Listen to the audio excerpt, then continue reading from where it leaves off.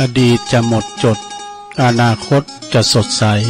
ต้องแก้ไขที่ปัจจุบันขอความนอบน้อมแด่พระรัตนตรัยอันมีพระพุทธพระธรรมพระสงฆ์เป็นสรณะตีปึงขอกราบแนบไต่ไหวสาถวายความเคารพ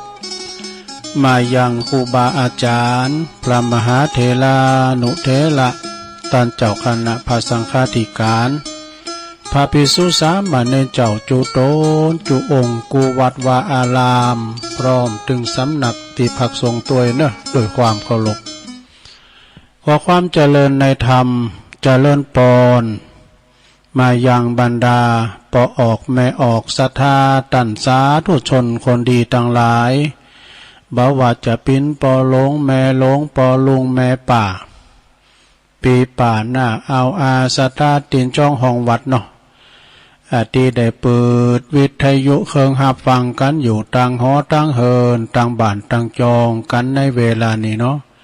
เวลานี้ก็เป็นเวลาดีบ่ายสามปลายมาสักน้อยก็มาฟังรายการนี้ปนตั้งชื่อว่ารายการสาระธรรมยามบ่ายซึ่งดำเนินรายการบริหารเวลารับผิดชอบโดยต้นตัวแห่งอาตมาภาพเก่ากระผมตุลุงนันชัยวัฒนาคเสโนแห่งวัดพัฒนาดอยน้อยตำบลดอยหล่ออำเภอดอยหล่อจังหวัดเชียงใหม่ก็มาพบมาปะกันตามนัดเวลาวันจันทร์วันการเนาะก็เป็นภาระหน้าที่ของตุลุง ที่จะได้มามาจาพบปะกับปออกศรัทธาญาติโยมนำเอาสิ่งละอันปันละน้อยมรดกธรรมพองกานี่นิทานธรรมชาดกพองกาข่าวห่ำกำเคอเก็ดเล็กเก็ดน้อยก็มามาจาเนาะเอามาเล่าสู่จู้กันฟังไปว่าตัวลุงมาสอนเนาะกันเกิดอย่างนั้นเนี่ยมันจังโขดเกตเหมือนกันน่ะ ก็มามาจาพบปะกันโตปินบ้าใจเถิบนะศรัทธาญาติโยมทั้งหลายเอามามาจากันนะในยามบ่ายโอ้ตะกี้ในฝนจัดหยาดมาแต่ตั้งเวงน้องหลองพุทธก็ฟังวิทยุในโฮนเลยเนาะเพราะว่าจะเป็นน้องหลองหนึ่งปวดตู้ตั้งสายไต่นะ ตั้งน้องเขตหนึ่งก็ตุงปงหนึ่งโฮนนี่แหละปนทูหากันวอหากันมาเดี๋ยวนี้แดดแฉล่ลงมาเนี่ยมันบ้าใจแน่นอนเนาะเป็นอันนิจจังเจ้าเนี่ยจะหยาได้แต่ลุ่มในบทโต้เสาไปดูตะไคร่กุนเนี่ยเดี๋ยวเจอกันไม่ฟังแฮดไว้ มาปะกันว่านี่ก่อนเนอะตอนนี้จะได้พระตังสถานีวิทยุก่อน สถานีวิทยุในเครือข่ายตีเปิดหับสัญญาณรายการภาค 15-17 นาฬิกาขอบคุณสถานีวิทยุธรรมะของชุมชนวัดห้วยตองซักเนอะ FM 98.75 เมกะเฮิรตซ์โซนไต่เนี่ยก็ฟังกันไปเนอะโซนไต่สายไต่เนาะขอบคุณสถานีวิทยุคณะสงฆ์อำเภอฝาง FM 100.25 เมกะเฮิรตซ์พี่น้องเมืองฝาง3อำเภอฟังกันอย่างชัดเจนเนาะขอบคุณสถานีวิทยุคลื่นพระพุทธศาสนาการศึกษาและวัฒนธรรมของวัดไฟหินเนอ FM 104.50 เมกะเฮิรตซ์เนอขอบคุณสถานีวิทยุมนเสียงธรรมวัดบุพารามอำเภอแม่แจ่ม FM 106.25 เมกะเฮิรตซ์แล้วก็ขอบคุณสถานีวิทยุบ้านทุ่งเรดิโอ FM 89.50 เมกะเฮิรตซ์นี่ศรัทธาญาติโยมทั้งหลายเปิ้นมีบุญต่อโสตประสาทหูเฮาเนาะกันมีเปิ้นเฮาก็ไม่ได้ยินนะ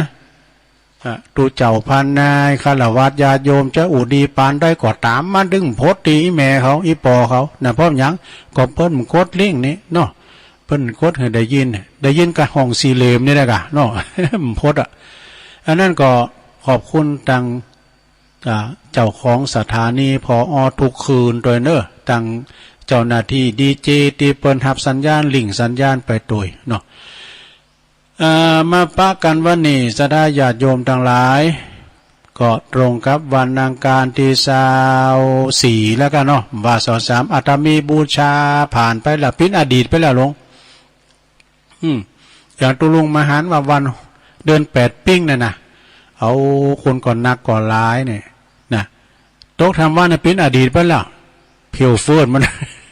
คุณว่านี่มีจัดร้ายนี่มีในมดเลยนะก็เพิ่งกับปิ๊กบ้านปิ๊กจองกันหมดนี่เนาะงานบาเดียวเนี่ยนะสดาญาโยมนาหลายมันจะโมนก็ตั้งแต่ตะวันขึ้นนะแกเวลาเปิ้นเล่งเพนชันเพนเปิ้นเปิดห้องตาลเราบ่แม่บ้านเก็บขอบเก็บโคไปบ้านไปจอมมันห่างเรื่องอ่ะซะนะอย่างว่านานกว่านั้นที่วัดพระธาตุดอยหน่อยนะเลยย้อมแย้มย้อม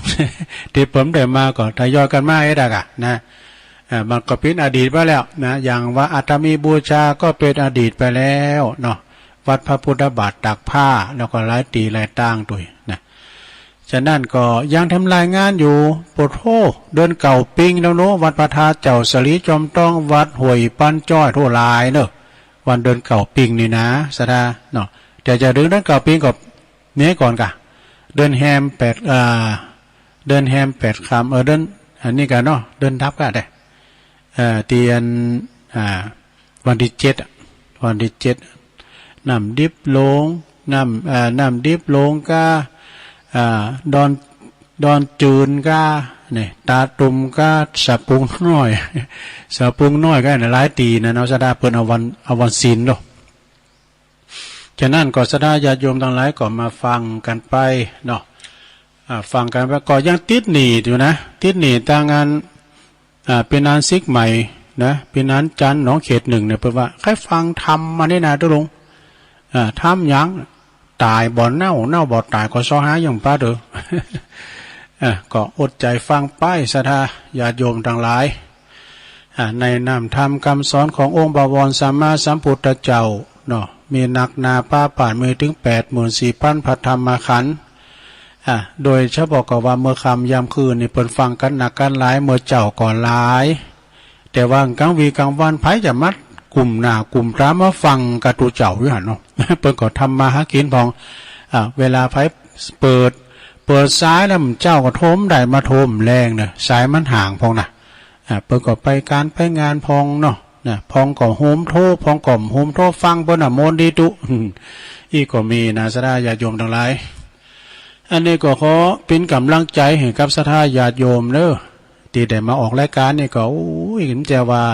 อยากเด่นอยากดังสังแหละนะก็ตามที่ครูบาอาจารย์มอบหมายถวายเวลาก็ขอเป็นตัวแทนนะของคณะพี่น้องเจ้ายองอนุรักษ์วรรณกรรมภาษาเนาะ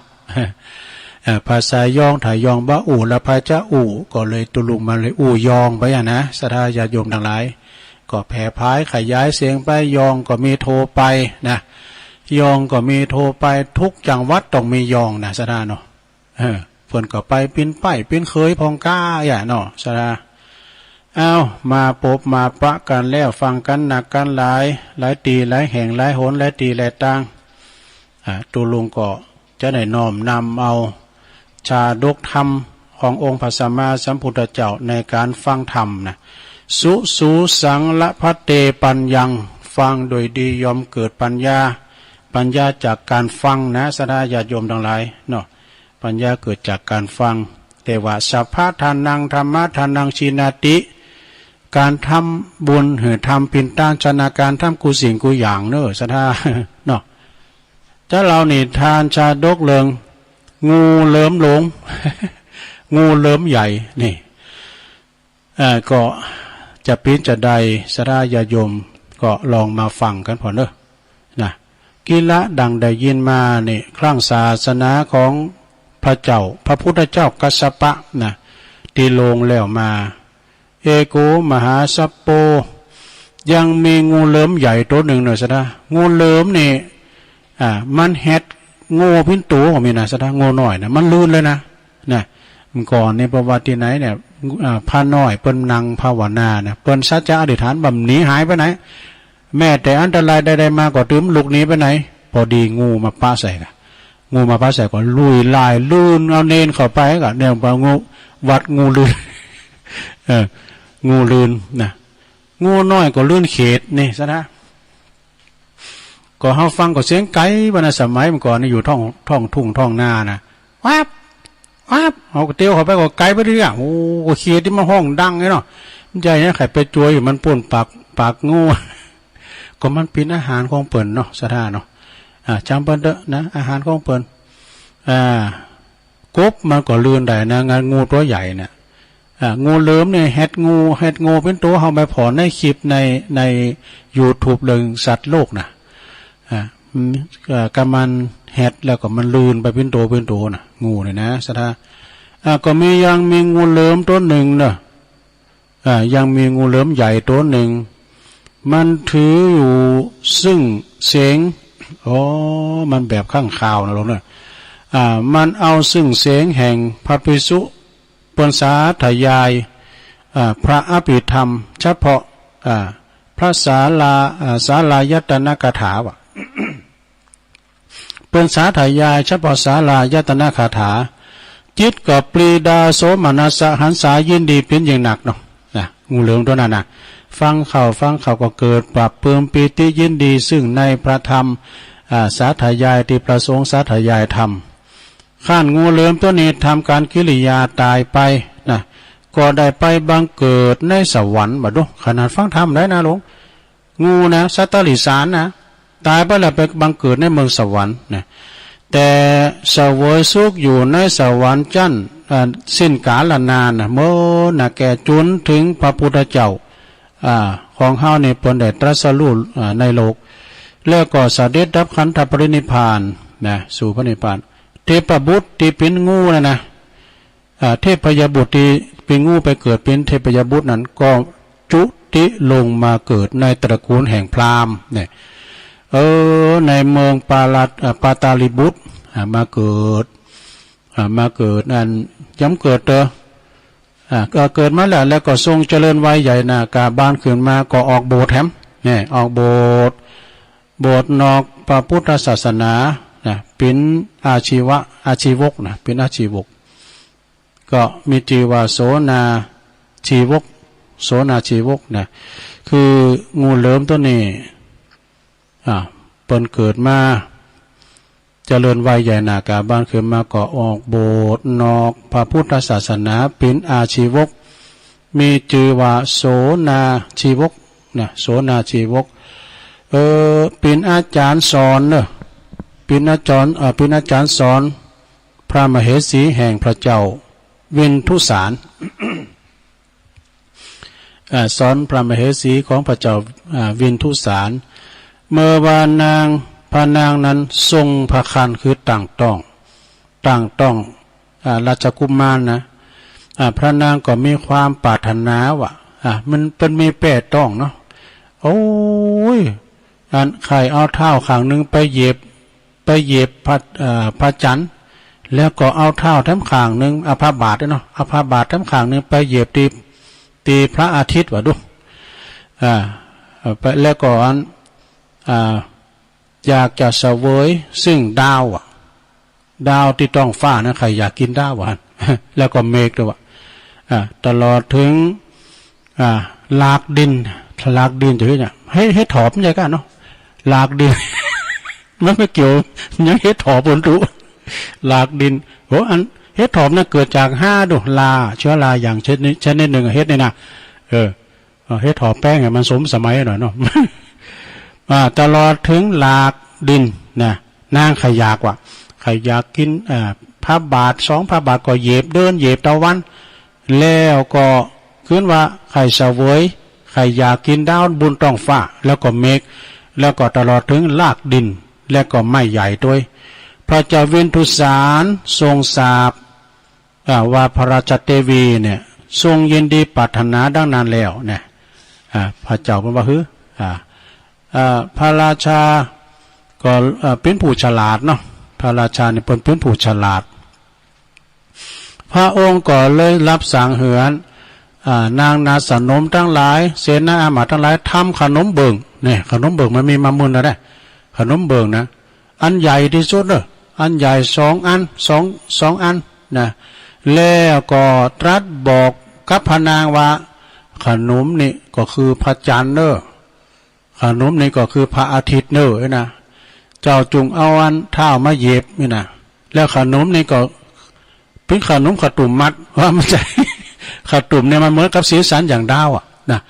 ขตุ่มเนี่ยเหมือนกับสีสันอย่างดาวอ่ะเนี่ยมันขยากกินดาวเปิ้นขยากกินเสวยดาวอ่ะนะเอาดาวมาแข่งแค่ดีก็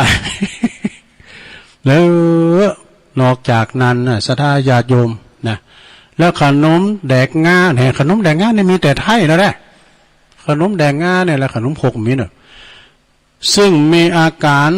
ดังกลีบเมฆขนมแดกง่านี่อย่างกลีบเมฆขนมมายันลาหลงหูจักขนมมายันกินล้ำนะขนมมายันและลากนะแปลว่าและของกัดที่มีอาการดังไม่ใหญ่และก็ลากดินนี่กันว่าสั่งเฮชำระเป็นว่ากับรับสั่งเฮชำระหน้าพาลานปูลำแพนในลำแพนนี่แปลว่าอย่างนั้นเป็นปูลำแพนกว้างๆแล้วก็เจาะเอาอันเจาะลำแพนนะเจาะลำแพนนั้นเฮ้ปิ้นจองปิ้นจองขึ้นไว้นะแล้วก็เอาของเหล่านั้นสอดขึ้นไปนะสอดขึ้นไปตามจองนะตามจองลำแพนนะแล้วก็พระราชเทวีก็ทรงเสวยสิ่งเหล่านั้นว่ะครั้นพระนางเสวยจนนั้นความอยากระงับแล้วปาก็ว่าการแปดตองก็หายไปว่ะดูความแปดตองก็หายไปพระเจ้าเวียนทุสารอยากจะหู้ตามเหตุที่พระนางยังมีอาการเช่นนี้นะจึงตรัสถามโสนาชีวกนะโสนาชีวกเนี่ยเป็นทำนายได้ดอกเปิ้นก็บอกว่ามันเป็นจะได้พระนางถึงว่าเป็นอาการอย่างนี้เพราะมันจะมีสาเหตุอย่างไรโสนาชีวกก็จึงถวายพระพรว่าพระราชเทวีจะมีอาการอย่างนี้นะเขาจะมีพระราชโอรสที่มีบุญมากเนอะมีบุญหนักสักใหญ่จะได้ครอบงำเสียซึ่งพระยาทั้ง100อยู่ในอำนาจว่ะดูอยู่ในอำนาจ100นี่นะแล้วก็จะละเสียซึ่งมิจฉาทิฏฐิจะยกย่องพระพุทธศาสนาจะมีอาณาจักรแผ่ไปในอากาศแล้วก็แผ่นดินได้โยชน์หนึ่งว่ะนะโสนาชีวกถวายพระพรดังนี้แล้วก็ออกจากเมืองปาตาลีบุตรไปนะไปเสวยไปอยู่ไกลถึง1 โยชน์นะแล้วก็ครั้งนั้นการละลงมานานพระเจ้าอโศกราชคือหมายความว่าราชบุตรนี่เป็นใหญ่นากาบ้านมันเนาะประสูติแล้วประสูติมาแล้วก็เสวยพระราชสมบัติเมืองปาตาลีบุตรแตนปอเนาะพระมารดาก็จึงบอกว่าโสนาชีวกนี่เป็นอามาตย์ทำนายว่าเจ้านี่นะลูกเนี่ยจะได้เป็นกษัตริย์เนอะนี่นะพระยาธรรมาโสกราชเมื่อได้ฟังพระมารดาบอกอย่างนั้นแล้วนะก็ปรารถนาไข่ไปปูชาโสนาชีวกไข่ไปปูชาพระจานี่กันเนาะจึงรับสั่งให้คุณเอาไม้การเงินไม้การทองนะแป้งแบบเฉลียงนี่นะไปเจิญแล้วก็ไปหามมาหามโสนาชีวกโดยไม้การทองคำก็ไปหามมาแต่นะมาถึงกลางมาคาต่างว่ะโสนาชีวกนี่ก็ได้ไปหันที่อยู่แห่งพระอันนี้ว่าอย่างนั้นพระอัสคุเถระพระอัสคุเถระเจ้านะคือว่าที่นี่เป็นแห่งเป็นตีอยู่แห่งบ้านประชิดดูนี่นะเพิ่นก็เลยลุงกลางตั้งนะแล้วก็จึงลุงจากไม่คานหามทองคำมาแล้วก็ไปสู่ที่หันไปที่หันแล้วปรากฏว่าได้หันสัตว์ทั้งหลายว่ะมีเสือสิงกับติงแหดวอกกลางนางนีสัตว์น้อยสัตว์ใหญ่อยู่ด้วยกันหันด้วยบักคบบักกับบักว่ากันว่ะอยู่ด้วยความสามัคคีกันส่วนนาชีวกนะก็เลยถามพระอสุตเถระเจ้าพระพันเตเหตุได้ทันผู้เจริญนะสัตว์ทั้งหลายเหล่านี้เรียกว่าสัตว์อย่างจึงมีความอยู่โดยกันอย่างมีความสุขบักกับบอกว่ากินกันนี่กันนะ พระอัสสคุตเถระเจ้าจึงพิจารณาดูก็หู้ว่าเนอะโสนาสีวกนี่ตอนนั้นเปิ้นอยู่นอกศาสนาอยู่หรอมีอุปนิสัยนะได้ฟังเปิ้นในสมัยที่เป็นงูเหลือมนะเปิ้นได้ฟังคาถาอายตนะมาตั้งแต่เป็นงูเหลือมใหญ่แล้วนะจึงบอกว่าสัตว์ทั้งหลายเหล่านี้นาทานเอ๋ยเปิ้นเรียกว่าอายตนะว่าโสนาชีวกเมื่อได้ฟังอายตนะต่ออ่านแล้วก็มีความฮิริโอตตปะว่ามีความละอายเนาะละเสียซึ่งมิจฉาทิฏฐิปฏิบัติผิดมานะจิตก็มาเริ่มใสเนาะจิตก็มาเริ่มใสนั่งคุบเข่าแหละนั่งคุบเข่ายกมือไหวพระอัสสคุตเถระเจ้าก็โยนผ้านะโยนผ้าพระพุทธว่า ผ้าชุบอาบให้โสนาจีวกะก็ได้โบสถ์บรรพชา ได้โบสถ์ในพระพุทธศาสนาว่าครั้นเจริญวิปัสสนาก็ได้สำเร็จเป็นพระอรหัตตัดกิเลสขาดจากสันดานโดยอุปนิสัยครั้งเป็นงูเหลือมใหญ่นี่หันเป็นงูเหลือมใหญ่ก็ได้ฟังธรรมก็สำเร็จละก็ได้ฟังพระธรรมเทศนาเป็นนิสัยมานะตั้งแต่เป็นงูมาละงูเหลือมใหญ่จึงได้สำเร็จเป็นพระอรหันต์ตัดกิเลสขาด โดยอำนาจที่ได้ฟังพระสัทธรรมเทศนาดังวิสัชนามาชนี้นะอันหนึ่งการฟังเทศฟังธรรมนี่เป็นย่ำสราญาโยมการฟังเทศฟังธรรมมีอานิสงส์มากมายผู้เป็นทิฏฐินะหันปรากฏในชาตินี้แล้วก็จาร์หน้าดังวิสัชนามาจบสราญาโยมนะเนี่ยเปิดอูดถึงเรื่องการฟังธรรมนะลงเนอะการฟังนำฟังธรรมเปิดว่าต่างอกต่างใจฟังนะชัมเตอร์ก็จะได้อัน อานิสงส์ของการฟัง จบไปหนึ่งเรืองแล้วสราญาโยมทั้งหลาย แต่ตัวลงก็เกมไว้อยู่หลายเรืองอยู่เหมือนกันนะที่จะมาเล่าสู่จูการฟังแล้วก็มีเปิ้นโทรมาเจ้าของงานก็มี พอหน่อยพอนานเขาก็ดีเนาะที่เปิ้นว่าตัวลงอันขอตัวลงประกาศงานแต่ละงานตอนกลางวันหน่อยสักวันดีก่อนนะก็จะถือว่าวันนี้เป็นวันอังคารตัวลงก็จะประกาศข่าวสารงานบุญเหยรอบเนาะตามปกติตัวลุงจะประกาศตอนเจ้าเนี่ยมันจะได้ฟังนะมันรับ ก็เต็มบึ้ดก่อนเนาะก็ประกาศได้รอบเดียวก็พอเกรงใจอันคืนเปิ้นต่างๆเนาะมันฟังกันไปไกลนะแต่เมื่อเจ้านี่สบายหน่อยศรัทธาญาติโยมทั้งหลายตอนนี้ไปเอานิมาวาดำกำหนึ่งเกินเดี๋ยวกันเนอสอคุณบักกันเนอของตุปีลงประเคนมาจะดีนะเปิ้นว่าคุณเฮานี่ศรัทธาญาติโยมทั้งหลายหากว่าสูงวัยสูงอายุนี่นะมี7 ข้อนี่นะดีนักแลอายุถึง100 ปีแน่นอน นะความสำเร็จของผู้สูงอายุ1นะอายุต่าง60ขึ้นไปขับรถได้นี่นะเท่าสุดยอดตุลุงเจ้าฟังที่วัดพัทธาดอยน้อยนี่นะมีปอจานเปิ้นชื่อว่าปอเป่งทับเจริญปอเป่งนี่สมัยครูบาคำเปิ้นก็ได้โลมอยู่เป็นขายโยมไปอยู่นะจะหันอยู่แล้วก็ปอเป่งนี่เปิ้นเป็นปออาจารย์วัดนะไพ่ห้องปนันเป่งแล้วเปิ้นก็ห้องปอเป่งอายุ83สดาญาโยมนอนวัดกุศิลป์2 ปีเนี่ยไม่ได้นอนเพราะว่าโควิดเนาะขับรถขึ้นดอยได้โอ้ปอเป่งนี่ครับรถขึ้นมาบนดอยน้อยได้นะแต่บางคนนี่กาโกพอเป็นรถเครื่องก็ขับได้รถยนต์ก็ขับได้นะแล้วก็เป็นมีศรัทธาแก่กาตัวลงยังจำได้ตอนที่วางศิลาฤกษ์ วางศิลาฤกษ์กันวิหารก็ย่ำแล้วแล้วนะได้ทำ20%จะแล้วล่ะปี2569เจ้าจะร้อง กาดสูงไปหน่อยเนาะสมัยนั้นเนี่ยตอนที่แปลงวิหารวางศิลาฤกษ์เปิ้นบริจาคปัจจัย100,000 บาทเนาะโอ้ตอนนั้นน่ะตัวลุงของหอมบนให้ปั้นกัน บีหน่อยห้อยหน่อย ข้อที่1ครับรถใดนะลงเนอะ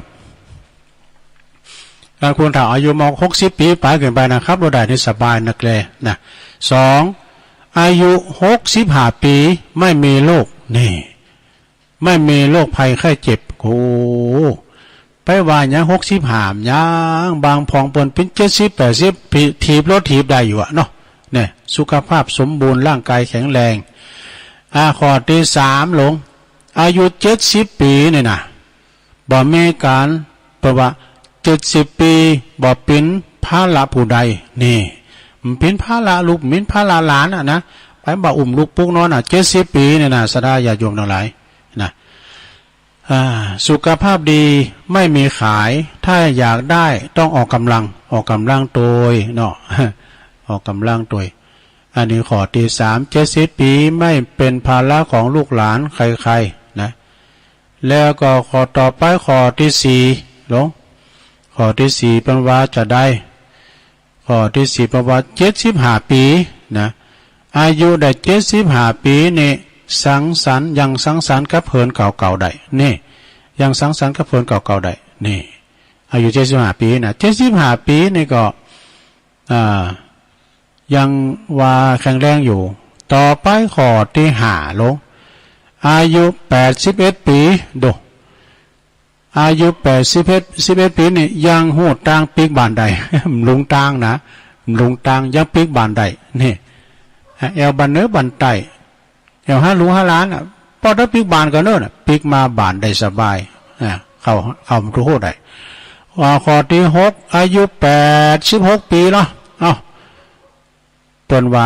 สุมาเนอะไม่เยี่ยวลาดกางเกงบ่เยี่ยวใส่เตียวว่าง่ายๆเนาะเนี่ย86นะแล้วก็ไปสุดท้ายข้อที่7อายุ90ปีอายุ90ปีนี่ไม่ต้องใช้ไม้เท้าหุดดู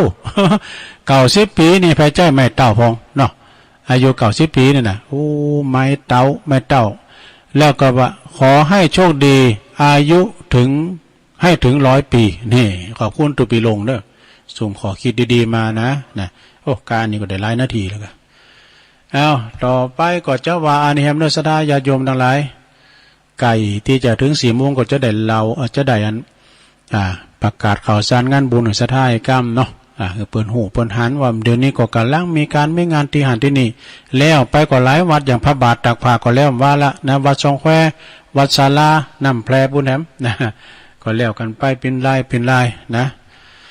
อันนี้ก็นิทานนี่ก็จะยาวหน่อยนะสถานญาติโยมทั้งหลายตัวลงติ๊กไว้เลฟไว้แล้วกันนะเลฟไว้ให้หน่อยนี่ อันนี้ก็พระฉันนะภิกษุหัวดื้อนี่หัวดื้อแปลว่าลึกนะพระฉันนะนี่จำได้หลงตอนสมัยที่พระพุทธเจ้าเปิ้นทรงผนวดเนี่ยเปิ้นติดตามตัวกับมาเนาะการทักกะกับนายชนะติดตามไป แล้วเปิ้นมาบวชกำลุนกะเปิ้นมาบวชกำลุน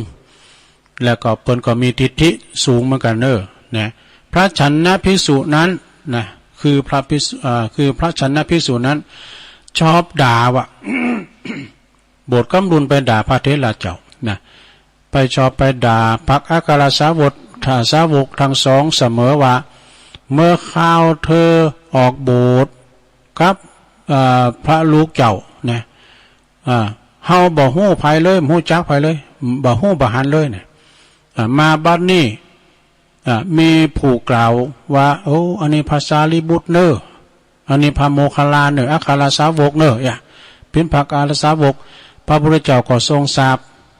บก็ตรัสสั่งเข้าเฝ้า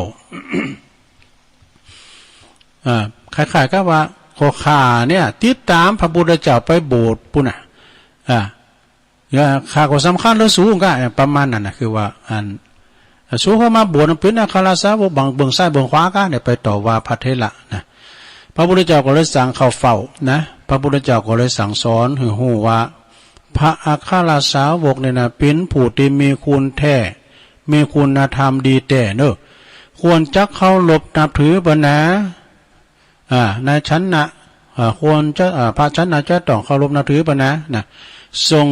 สั่งสอนหลายหนหลายครั้งก็บ่เจอฟังว่ะนะ พระพุทธเจ้าก็ตรัสว่านี่แน่ประมาณฉันนะเอ้ยอัครสาวกทั้งสองเนี่ยเป็นผู้สองตุนเนี่ยนะเป็นมิตรดีๆของเธอเนอะนี่นะเป็นบุรุษ จั้นสูงนะเป็นบุรุษจั้นสูงเธอควรเคารพไว้นะดังนี้เนาะตอนนั้นไปพระชั้นนะก็ยังบ่เจอฟังเธอโหดื้อโหลั่นนะก็ยังคืนด่าอีกนะด่าเปิ้นพระพุทธเจ้าก็เลยทรงตรัสว่าเมื่อเธอยังอยู่พวกเธอก็บ่อาจจะสั่งสอนชั้นนะใดนะต่อเมื่อว่าเฮาปรินิพพานไปแล้วจึงจักอาจต่อมาเนาะจึงจะอาจต่อมาถึงขั้นปรินิพพาน พระพุทธเจ้าปรินิพพานพระอานนท์ก็จึงทูลถามเนาะทูลถามเรื่องพระชั้นนะกับพระพุทธเจ้านะจะทำอย่างใดนี่จึงพระพุทธเจ้าก็ตรัสว่าควรที่จะลงพรหมทันลงทันก็คือไผก็บ่หืออู่กับเปิ้นตัวยเพราะต้องอู่กับเปิ้นนะมันต้องไปตักไปตายเปิ้นนะอยู่คนเดียวโดดละเลยเดียวดายโดดเดียวเลยนะบ่ควรที่จะไปกล่าวสั่งสอนแล้วไม่แก่มันเด็ดยากไว้แล้วไอ้นั่นนะประมาณนั้นเพราะฉะนั้นพระพุทธเจ้าเมื่อปรินิพพานไปแล้วนะพระอานนท์จึงประกาศลงทันแก่พระชนะ ในธรรมกลางพระภิกษุสงฆ์พระชนะหันว่ามดที่ปึงแล้วพระพุทธเจ้าก็มีแล้วนะมดที่ปึงแล้วจึงยอมรับผิดทุกอย่างตั้งแต่นั้นมาก็เลยตั้งใจปฏิบัติดีปฏิบัติชอบปัจจ้าก็สำเร็จเป็นพระอรหันต์นี่เรื่องนี้เป็นก่อเจหูว่าธรรมดานะฆ่าเก่าเต่าเลี้ยงดูเปิ้นว่านะฆ่าเต่าเก่าเลี้ยงธรรมดาฆ่าเก่าเต่าเลี้ยงถือยอมถือเจ้าถือนายนะยอมถือเจ้าถือนายเวลาว่าเจ้านายมีแล้วก็หมดที่พึงนะยอมถือเจ้าถือนายของตนเป็นใหญ่นะเหมือนกับนายชนะตี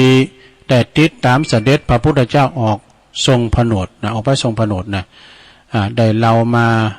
แล้วที่ได้เรามาแล้วเป็นตัวอย่างจบสราญาโยมอันนี้ก็เกี่ยวกับเรื่องพระหัวดื้อนะพระหัวดื้อคือ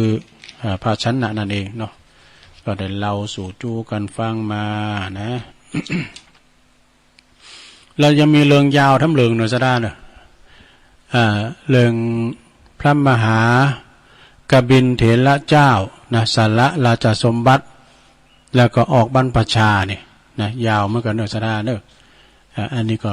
เป็นงานทำนะเป็นนิทานทำทั้งเรื่องหนึ่งเนอะแล้วก็มีทั้งเรื่องนึงก็ยาวเหมือนกันนะ3 เรื่องกันนะซะได้แต่ตัวลุงเรากู้มาก็ต้องพยายามฟังนะตัวลุงก็ว่าหลายลืมคือศรัทธาได้เข้าใจเนาะ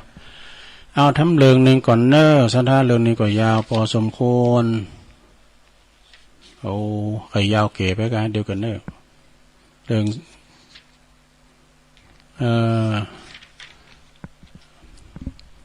แต่ว่าเรื่องแต่ละเรื่องนี้ก็ยาวอยู่ศรัทธาญาติโยมมันต้องเอาเราตอน2บ่เนี่ยเนาะเอาไว้เราตอน2ก่อนพระมหากบิลเถระเจ้าบางคนก็ได้ยินแล้วครูบาอาจารย์เป็นคนเล่าแล้วนะแต่ตุลุงก็ลืมไปลืมมาลืมแล้วลืมเล่า ลืมไปลืมมาเอาอันเสียนนี้ก่อนเนาะซะได้เนาะเดี๋ยวจะได้ประกาศข่าวสารงานบุญสักหน่อยนิทานเราเรื่องนี้เสียนนี้ก่อนในโบราณเนอะซะได้โบราณแต่ก่อนยังมีพญาจ้างตัวหนึ่งเจิกหนึ่งนะจ้างเพื่อว่าเจิกนะไข่เพื่อว่าฟองนะ หมาเพื่อว่าโตมีพญาจ้างโตเจิกหนึ่งมีบริวาร1,000 โตดูพญาจ้างมีบริวาร1,000 เจิกเมื่อถึงเวลาเย็นก็ปาเอาหมู่บริวาร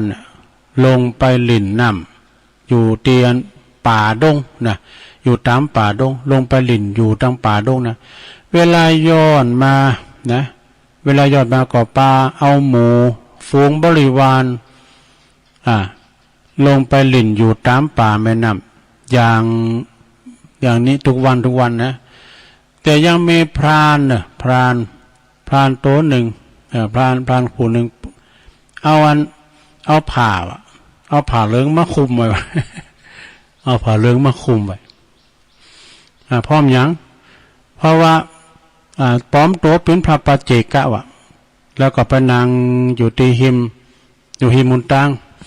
พญาจ้างในเปิ้นนั้นมีความคิดมีความศรัทธาในพระปัจเจกเจ้า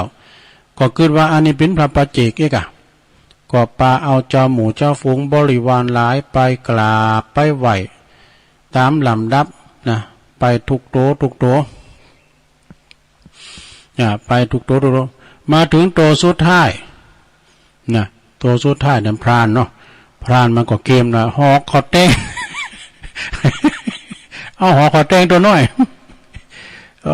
ตัวน้อยก่อนเลยเอาไปกินว่าไปตกปุนหน่อยก็กินอันนี้แกะไปละตัวหนึ่งนะต่อมาพญาจ้างเนาะต่อมาภายหลังพญาจ้างก็หู้ว่าบริวารของตัวนี่หายไปทีละตัวมันหายไปไหนพญาจ้างก็มีความสงสัยเนาะเป็นหัวหน้าคนนี้พญาจ้างก็หมู่เจ้าหมู่บริวารเอาอีกดีกว่าปะเฮาซับกันข่าบัดน้ำละสู้เขาน้ำไปก่อนข้าจะสอนต้วยหลังนี่กะพญาจ้างก็สอนต้วยข้างหลังเนาะเมื่อมาถึงพระปัจเจกะน่ะเจ้าหมู่เจ้าฟุ้งมันหู้นมันก็คำลบมาเอางงกงอบคืออย่างไหวน่ะก็ปากันไปผ่านไปกาไปแล้วก็ไปตามลำดับจนมาถึงโตสุดท้ายพญาจ้างนะ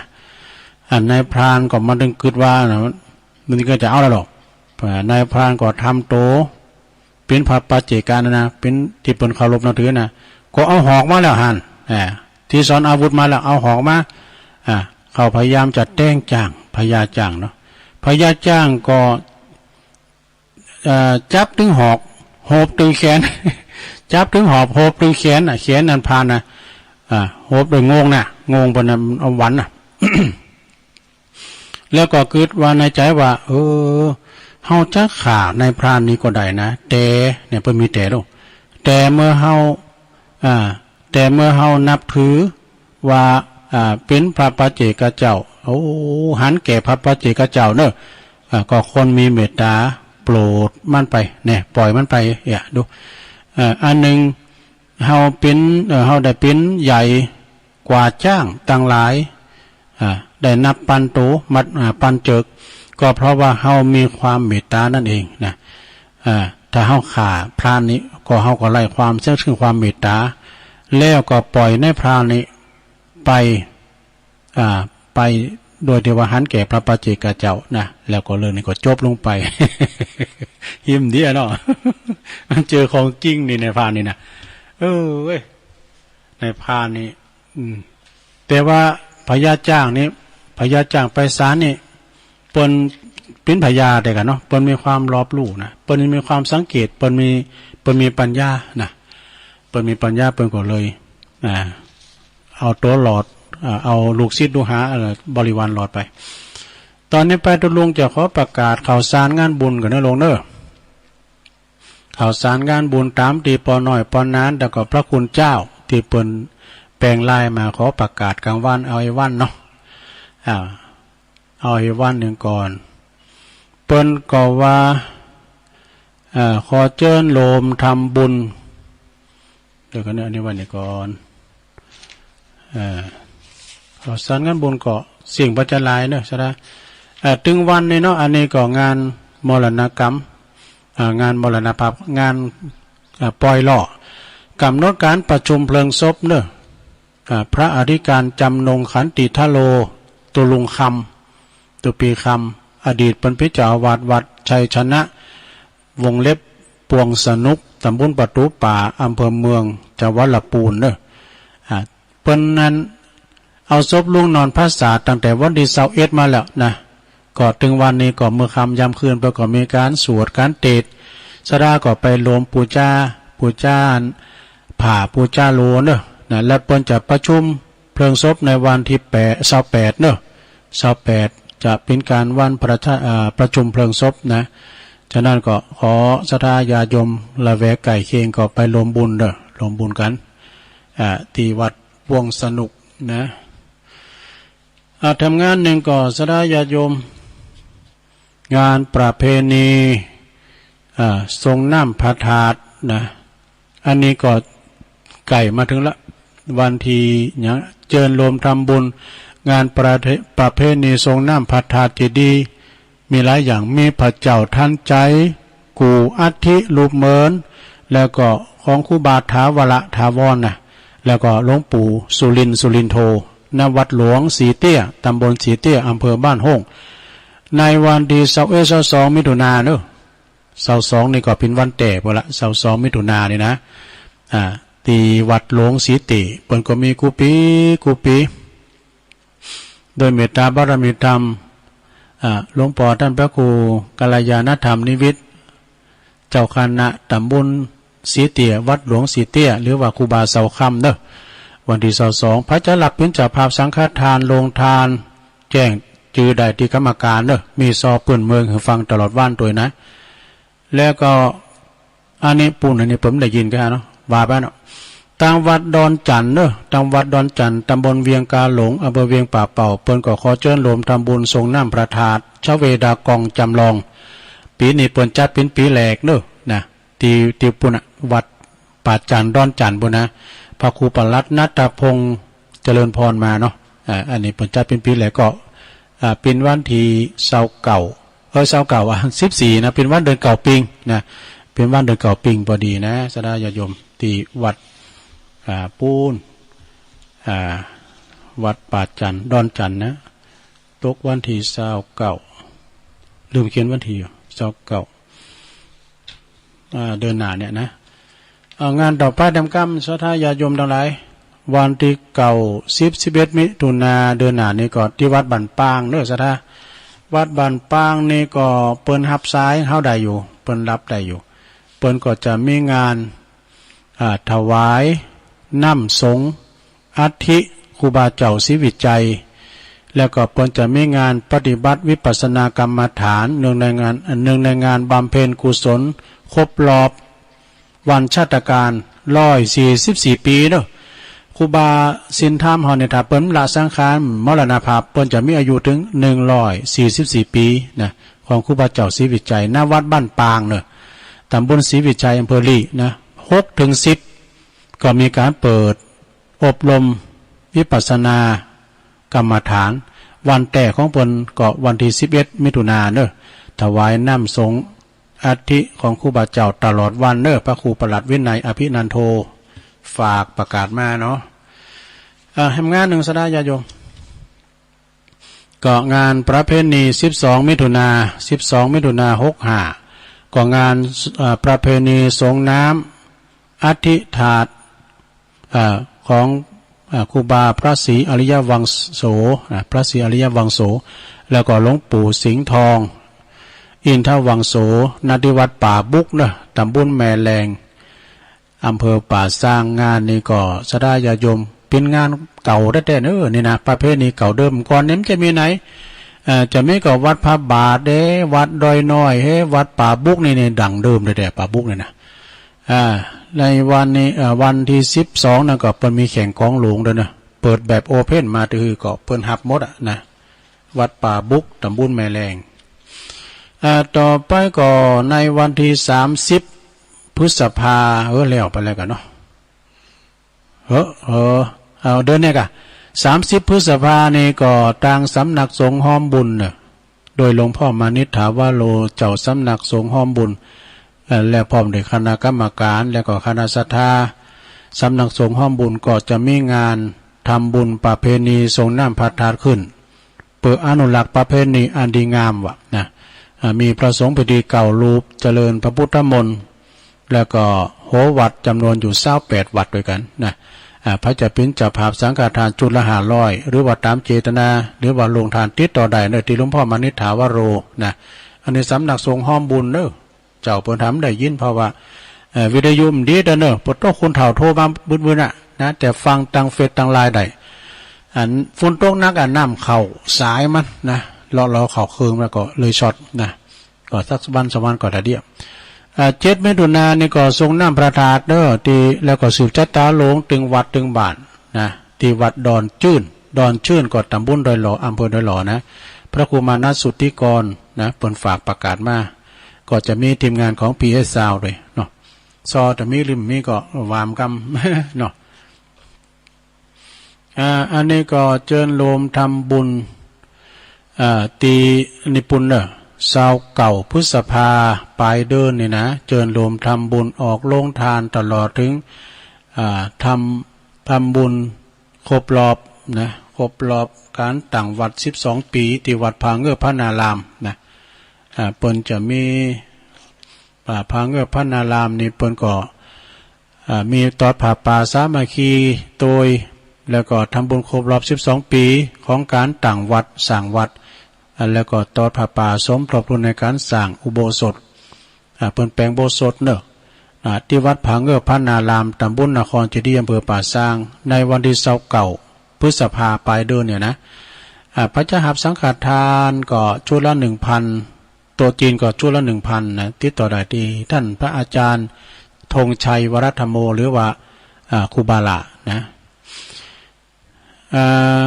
แล้วก็อันนี้ก็เจิญโลมทำบุญจะร้องตราตั้งวัดแล้วก็จะร้องตราตั้งเจ้าอาวาสวัดม่อนพญาแก้วโหวังทรายพวกเนอะวังทรายตำบลวังทรายอำเภอวังเหนือจังหวัดลำปางนะอันนี้ก็เพราะว่าเปิ่นฝากประกาศมาตุลุงก็จะได้ไปด้วยท่านพระครูว่าอินดูมันไปตุลุงนะก็ไปโจยเปิ่นนะพระอธิการเสาคำโปธา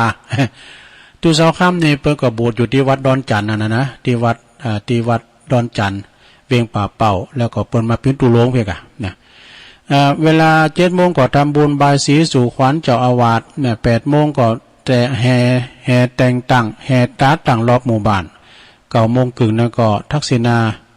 นุปทานแล้วก็สืบจัตตาหลวงนะ11 โมงก็ถวายประทานเพลอันนี้วันที่26วันเฮือกะนะวันฮือแล้วงานต่อไปสนาญาติโยมวัดดงนิมิตนำดิบน้อย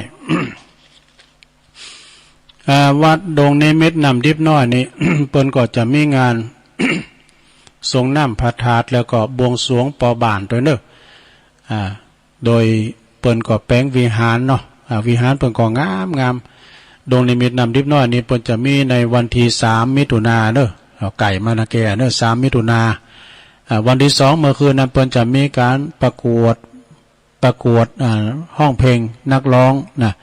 ประกวดนักร้องห้องเพลงลูกทุ่งมุ่งสู่ดาว ลองไปประกวดพอแล้วก็เมื่อวันตอนเจ้าก็ทำบุญตักบาตรด้วยกันแล้วก็จะมีการบวงสรวงปอบานแล้วก็จะมีซอของทวัดเมืองเถินมีแข่งกองหลวงด้วยนะแข่งกองหลวงล้านนาตัวนิติวัดดงนิมิตนำดิบน้อยวัดฟอลิงท้าเขาเนอะมีทั้งหมดโอ้ตกไปละนี่ก็ข่าวสารงานบุญเวลาตกหลุมไปขอสุมาด้วยเนอะเพราะว่านี่ก็เสี่ยงไปจะหนักนะ แต่ว่านี่ก็เสี่ยงไปจะหลายตีเปิ้นใดแล้วไปอย่างพระบาทตักผ้าวัดศาลาวัดทรงแควอีกนะแล้วกันไปก็แจ้งบอกถึงศรัทธาญาติโยมเลยเนาะเพราะว่าเปิ้นว่าเอากลางวันในวันนึงก็เลยประกาศไปเนาะแล้วก็กันเดียวก็จะมาเรานิทานทั้ง2 เรื่องเนาะชงต่อไปศรัทธาญาติโยมทั้งหลายพี่น้องศรัทธาก็บ้านไกลก็ฟังกันไปตั้งพี่น้องตั้งองค์ขลุงในเมืองก็ขออันบอกประกาศด้วยเนอะอย่างท่านอาจารย์พระอาจารย์เน้นหลักวานแม่พรยายพรเขาโทรมาถึงวันยังไม่ได้ยิน ก็มันไปได้ยินได้จะได้เพราะว่าฝุ่นตกหนักเลยกันเนาะสำเร็จก็น้ำมันไหลเข่าเสาเข่าซ้ายเนี่ยมันประกอบเทคนิคเป็นกำลังปรับปรุงกำลังแปลงอยู่โอ้กันว่าต่างในเมืองได้ยินนะโอ้เปิ้นก็ไม่ได้ฟังกันจะหลายเนอะคนเฒ่าคนแก่โพสไปว่าลำปางว่าโทรมาเยี่ยมได้ยินตัวลงก็เขาว่าเปิ้นอย่างที่ว่านะต้องปรับปรุงเพราะว่ากำฝนตกมาเนี่ยมันทำหือเสียหายหลายอย่างนะขนาดว่อน่ะ V2 เนี่ยยังมีปัญหาเนี่ยก็มาจับน้ำเสาว่อนี่นะอย่างนั้นก็ยังมันมีอุปสรรคโมระสดาญาโยมเนาะมันจะลาปลืนไปในมันต้องมีอุปสรรคของอันยังก็ตามถ้าว่ามันมีอุปสรรคจังก็ไม่ได้มาแปลงไม่ได้หับจังเนาะอย่างฐานวิทยุเนี่ยมันโชนาตาปีก็เพิ่มไม่ได้ขายวิ วิทยุเนี่ยก็ตามใจมาปี2 ปีมันก็รู้แล้วก็แปลงทำใหม่ซื้อทำใหม่นะอันมันรู้แล้วเนี่ยมันสอบมาก่อนถึงยาก่อนนี่เขาเอาไปสอบเนาะวิทยุก่อนนี่มันอดนะมันอดแล้วก็เขาเอาไปสอบมีหันเตอร์นะตรวงไปสอบนะซับปิ้งอย่างเขาในเป็นต้องอย่างดีแล้วห้อมสังเกตเนาะเป็นละอ่อนอยู่นี่เป็นน้อยเอาไปแปลงปิ้งมามันก้ามเป็นซับปิ้งใหม่แล้วก็ใหม่จะดีแล้วแล้วมันจะตรงสักครั้งนี่เนี่ยให้มันดีนี่มันแต้นเปิดศรัทธาเกี่ยวกับเอาไปสอบไปย้ายนะของวัตถุต่างๆของเขาดีแต่เปิ้นถอดออกไปเอาเก่าไม่นะ มันจังมีเหมือนกันนะศรัทธาเราอันนั้นก็ในวันนี้ในศรัทธาญาติโยมบอกแจงกำนะโดยเหตุว่าพวกนี้เป็นวันปุดอาจารย์พระครูเปิ้นก็แจงมาพวกนี้เปิ้นติดงานประชุมตีวัด7 ยอดนะเวลา 13 นาฬิกาจะปิกมาเหมือนเต้นแล้วก็ฝากรายการตุลุงจะสอดทำมาเตดเนี่ยพวกนะพวกนี้ก็เวลาเดียวกันเนี่ยก็จะได้สอดทำมาเตดถึงสถาได้ฟังกันจะเตดก็วันนี้ที่เขาจะเตดทำมันก็นะแล้วก็ไปหานิทานก็เลยเอามาเล่าสู่จู้กันฟังเนาะก็ไม่ได้เปิดสายหลอบแหลกสกรรมก็เดียวก็มาเปิดการปวดเนาะเปิดตอนพวกกึ่งชั่วโมงพวกเนาะ เรานิทานจบแล้วก็ก่อยเอาก่อยมาเปิดสายกันทำกรรมตุลุงก็จะยอมย่างพักก่อนเนาะก็เดี๋ยวจิบน้ำจิบสังกันเดี๋ยวก็มาฟังกันได้ใหม่เด้อสถาเด้อไปเฝ้ามูนคืนไปไหนเด้อเดี๋ยวยอมย่างกันเดี๋ยวกินน้ำกันเดี๋ยว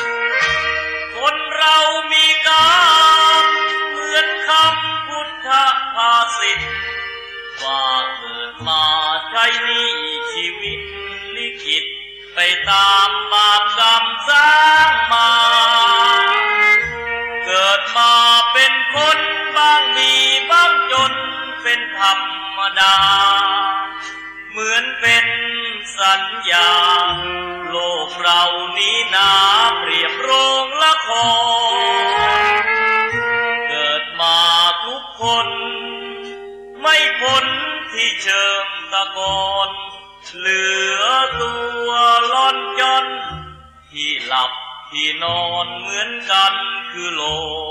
กคนเรามีกรรมต้องทำกุศลไว้บ้างเพื่อแบ่งเบาหนี้บาปตามล้างคิดสร้างแต่บุญเป็นทุนเชื่อมโยงอย่าหยิบอย่าช่วยหาทางร่ำรวยด้วยการกินโกงแม้ตายเข้าลงบาปกรรมเพราะโกงติดตามเรื่อยไป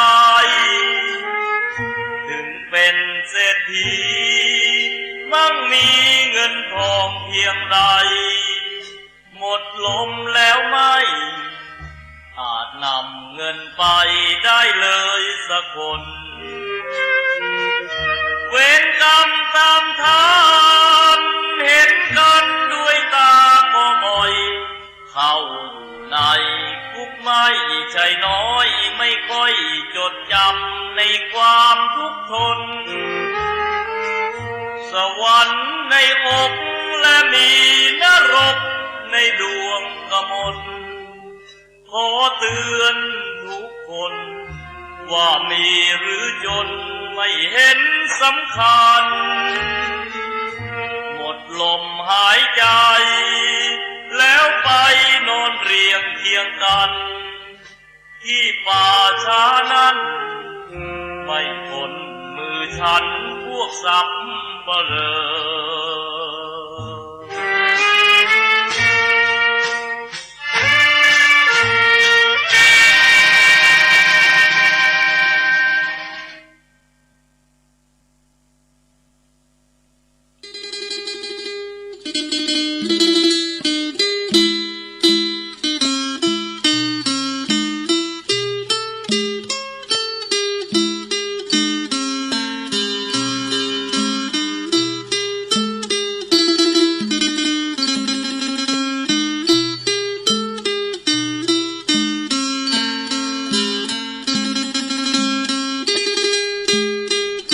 เอาแล้วศรัทธาญาติโยมทั้งหลายเจริญปอนช่วงที่สองเนอะสุดท้ายเนาะอู่กันมาได้ชั่วโมงหนึ่งก็มีต่างๆนานาตัวลุงก็อู่ยังไปก็สำเตอก็บปฏิดปต่อเนาะมันบ้าของอ่านหนังสือของไข่ของตัวนี้กะก็พยายามเนาะมาปิ้นเปิ่นเป็นฝูงกันอู่จ้าป้าไซกันฟังเนาะเราสู่จู้กันฟังลืมบอกไป7 มิถุนายนนี่ก็มีหลายตีเนาะศรัทธางานบุญเพราะว่าจะเป็นวัดนำดิบโลงนะนำดิบโลงเนี่ยเปิ้นมีงานก็เนี่ยโตสมัยปีนั้นเสนเป็นตุเจ้าเปิ้นมีเครื่องเสียงโตเครื่องเสียงเปิ้นดังแต่ก่อนนี่คุณนี่ปู่โตวัดนำดิบโลงเนี่ยนะศรัทธาซ่อนตีนป้อมใดเนี่ยคุณหลายสำวัดบนติดถนนย่ารถติดขนาดแรงมาเปิดก็แห่โคตรตาลก็เข้าไปเป็นกลุ่มเป็นโหมดได้กะโมนนะทุกสมัยนั้นนี่ก็ตัวครับพอเสียวไส้กันเนาะพอเสียวไส้เป็น พอเสียวไส้ก็เป็นฆราวาสญาติโยมเป็นคุณบาทโอ้คุณนี่ลายแต่นำดิบหลงสมัยท่านพระครูสุนทรสิทธิธรรมตุนาเป็นอุปชัยตุลุงเปิดก็ละสังขารไปละนำดิบหลงแล้วก็มีวัดตาตุมแถมเนี่ยวัดตาตุมกับปดโทษก็มีการไม่งานแต่ก่อนนะมีพร้อมเนี่ยครบวงจรอีเกมวยดนตรีย้อนยุคมีอันสปะ โอ้คุณหนักคุณหลายเคยไปช่วยงานเบิ่นเนาะที่วัดท่าตุ้มตำบลท่าตุ้มอำเภอป่าซางนี่นะโพสไปต่างปุนนะดังทางซ้ายแต่ก็วัดพระเจ้าสะเลมวานกันเนาะก็มีอยู่ก็เปิดก็จัดภายในเนาะเปิดก็มีวันเดียวกันนะสดาแล้วก็วัดสะปุงน้อยครูบาอ้ายแถมเนาะตุปีเคเขาเนี่ยสะปุงน้อยก็วันเดียวกันเนี่ยวันที่7 มิถุนายนเนี่ยนะแล้วก็วัดดอนจืนแถมดอนจืนนี่ก็ตำบลเดียวกันที่ตุลุงเขาอยู่นะตุลุงก็ไปประจำอยู่ดอนจืนนะเปิ่นก็มีการมีงานแต่ทีมงาน PS Sound ด้วยเนาะถ้าเดินเก่าปิ้งนี่ก็ไม่หลายตีเนาะซะดาเดินเก่าปิ้งนี่โตหนักหลายตีเก่าปิ้งนี่จับกับวันที่14โอ้ตุลุงได้ไปไหนก็วันนั้นนะเพราะว่าอันเพิ่นจะมาเป็กเป็นตุเจ้าที่นี่นะวัดประทาดอยน้อยนี่2-3 ตุนก่อนพอเล่งซักเนาะพอเล่งซักในกูม่านชัดเล็กนะเปิ้นเป็นศาลาชัดนะเปิ้นเป็นหัวหน้าดูติดคำติดหยังได้หมดแปลงชัดแปลงสัพพทน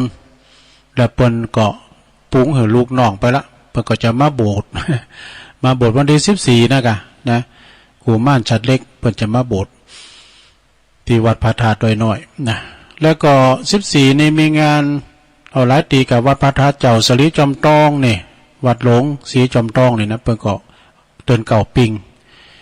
แล้วก็วัดห้วยปันจ้อยโตห้วยปันจ้อยเนี่ยเมื่อก่อนตุลุงก็ไปกุปีนะไปนอนพุ่นน่ะ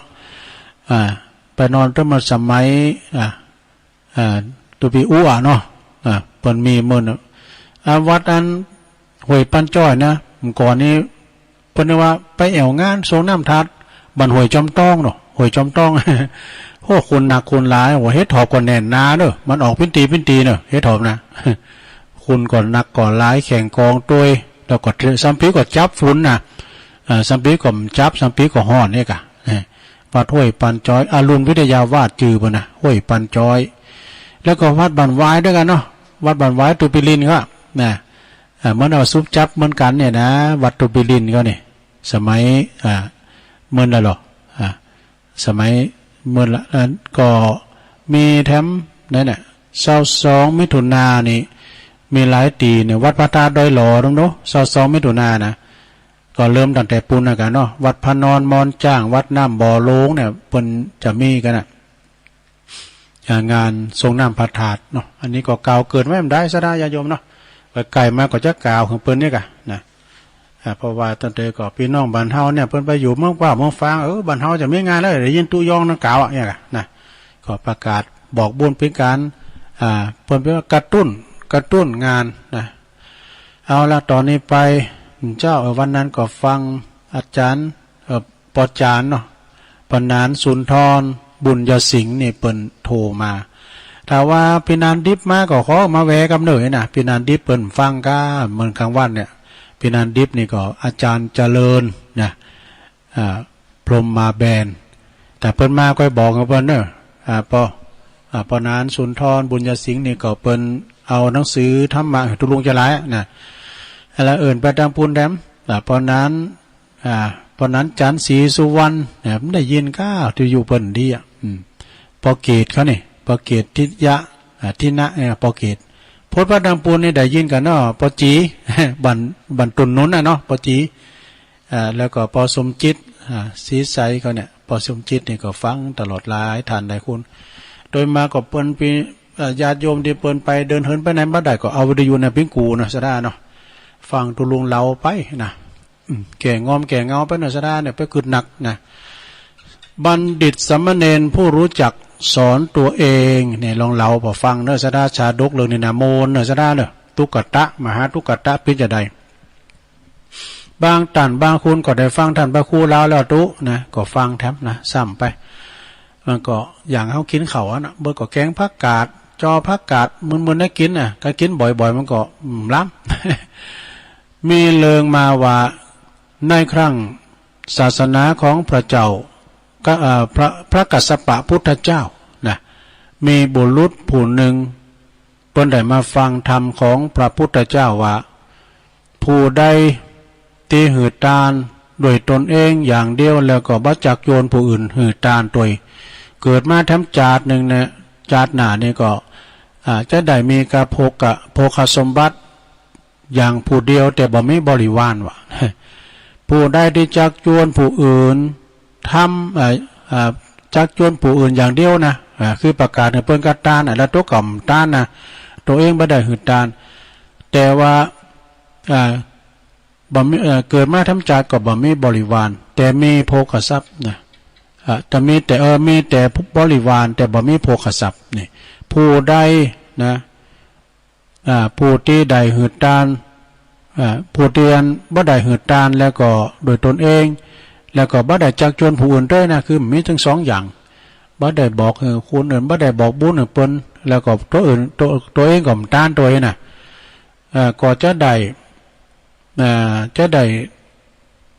บ่มีถึงโภคทรัพย์แล้วก็บ่มีถึงบริวารว่ะ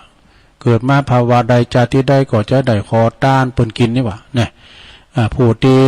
หืดตาลโดยแล้วก็จักจวนผู้อื่นได้ทานโดยการโดยนะก็ยอมจะได้ทั้งโภคสมบัติและบริวารสมบัติโดยดังนี้เนี่ยแล้วก็เกิดว่าเฮานี่ก็จะจักโยนนะจักโยนผู้อื่นเนี่ยจักโจรผู้อื่นด้วยเนี่ยนี่บุรุษนะบุรุษคนหนึ่งนะเปิดก็จักโจรผู้อื่นด้วยจึงได้ไปนิมนต์พระพุทธเจ้าพร้อมโดยพระภิกษุสงฆ์ว่าปันพุกเดชนะเมื่อเจ้านะขอนิมนต์พระพุทธเจ้ากับพระภิกษุ20,000 ตนว่ะดู20,000 องค์ว่ะเอาตัวเจ้ามันก็นักแต่เนาะแล้วก็จึงทรงรับจงไปรับภัตตาหารบิณฑบาตที่การบ้านของข้าพระองค์โดยเนาะนะขอทูลนิมนต์แล้วก็อย่างกราบทูลนิมนต์อย่างนั้นแล้วก็บุรุษนะก็บอกออกจากวัดมาก็เที่ยวไปบอกจักจวนพี่น้องชาวบ้านว่าพวกนี้เขาจะต้านใหญ่ได้กินใหญ่ต้านโลเนี่ยพระจะไปรวมกินรวมทานกันเขาก็ไปเนาะนะไปบอกเปิ้นตัวได้รับได้เฮือได้ฮับนะเฮือได้ฮับเลี้ยงคุณละ10 องค์ก็ได้นะโอ้เปิ้นตกปันกันโลใครมีเจตนาเอา10 ตุนก็ได้20 ตุนก็ได้100 ตุนก็ได้หรือว่า500 ตุนก็มีว่ะนะเปิ้นก็ไปฮับกันเป็นเจ้าภาพไผหับเล่งเต่าใดก ก็จดจือไว้ในบัญชีหมดวะนะบุรุษนะบุรุษนะก็จดไว้หมดไผฮับฮับขีดตุนโอ้พอคำฮับหาตุนเนาะไอ้น่ะโอ้แม่สีตุนพึ่ง ฮับ10 ตุนเนาะอันนี้ไผโอ้อันนี้แม่สุกแก้วศิลพรฮับ100 ตุน เจ้าวานะเอาเป็นสุมาเด้อเดี๋ยวพาดพิงไปครับเบิ่นได้ก็ได้ไปหับกันเป็นตุนนี่กะเป็น10 ตุนก็มีถึง500 ตุนก็มีวะได้รับต่อใดก็โจดเอาไว้นะบุรุษนะก็จดบัญชีไว้หมดได้ไปปบแต่ก็ไปป้าใส่มหาตุกตะมันอยากจุนได้หันที่สุดอันมหาตุกตะนี่นะอยากจุนอยากไหลเขียนใจที่สุดคนหนึ่งนะบุรุษนี่ก็ขึ้นว่าไปจักโจรป่ะใครได้บุญด้วยเพื่อนมหาตุกตะใครได้บุญด้วยเพื่อนจักโจรเพื่อนหับเลี้ยงพระตัวนะมหาตุกตะก็คือมีความเจตนาว่าไข่กินไข่ตาโดยเพื่อนเฮาตุกเฮาพานถึงมื้อถึงวันในจัดแล้วปังหลังเฮาไม่ได้ทำบุญเป็นอย่างหื้อสูเอาเนาะนะบอกเหมือนเมย์เพื่อนนะเอาก็เอากันนะแต่ว่าบุรุษลืมจดลงบัญชีบ้านนะบุรุษนั้นขึ้นลืมจดลงในบัญชีมหาตุกตะกับภรรยาเนาะเมื่อว่าหับปากกับบุรุษแล้วก็ปากันไปปากันดีใจว่าเขาจะได้ทำบุญเลี้ยงพระแล้วกำนี้นะจึงรีบเที่ยวไปขอหับจ่างกับปีน้องเจ้าบ้านดูคณะสตั้งมิตรนาไปให้ไล่หับจ่างอยู่นะมหาตุกตะก็ไปหับจ่างเต็ดโลเต็ดฟื้นของหืนทันเศรษฐีนะส่วนภรรยาของมหาตุกตะก็ไปหับจ่างใส่ลำไยใจสุมาเลยไปหับจ่างนั้นเนี่ยก็ตำเข่านะมันมีน้ำใยเดิมเนาะก่อนนะเนาะไปหับจ่างตำเข่าเมื่อว่าได้กาจ่างมาแล้วตั้ง2 ผัวเมีย2 สามีภรรยาก็เอาไปแหลกเครื่องแกงว่ะนะเอาไปแหลกเครื่องแกงก็คือเอาไปแหลกเนยใส่กะทิพริก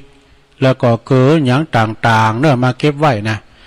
เมื่อเจ้ามืดมหาตุกตะตื่นมาตี 1 ตี 2 ตี 3ก็ปดตุกุลีกุจอเนี่ยตื่นมาแล้วก็ทำหุงหาอาหารไปตักน้ำไปติตาน้ำก่อนไปติตาน้ำเพื่อจะได้เที่ยวไปเก็บพักฮักหนอกันนี่ไปเก็บพักแคบพักแค่นะสูไปเอายอดขาวนะยอดสูไปเอายอดนั้นบอกเมียสูไปเอายอดอันเมาไหมล่ะแกงเห็ดถอบ เรียกวาลินนั่นนะเห็ดถอบมีได้ก็ตอนนั้นเนาะเมาเนี่ยบนนั้นใส่แกงเห็ดถอบนู่นลำนะลองมาล่ะเมาเนี่ยยอดเมาเนี่ยเมาเนี่ยมันก็เป็นมีหน่วยนะสดากรรมันซุกในสีแดงก่ำมันกินลำขนาดนั้นเดี๋ยวนี้มีอ๋อ เที่ยวไปเก็บพักเนาะเก็บพักแล้วก็มาทำอาหารเพื่อจะเลี้ยงพระอีกอะแต่เจ้าบ้านคนหนึ่งเนอะเจ้าบ้าน เจ้าบ้านคนหนึ่งได้รับจ้างจวยหมายความว่า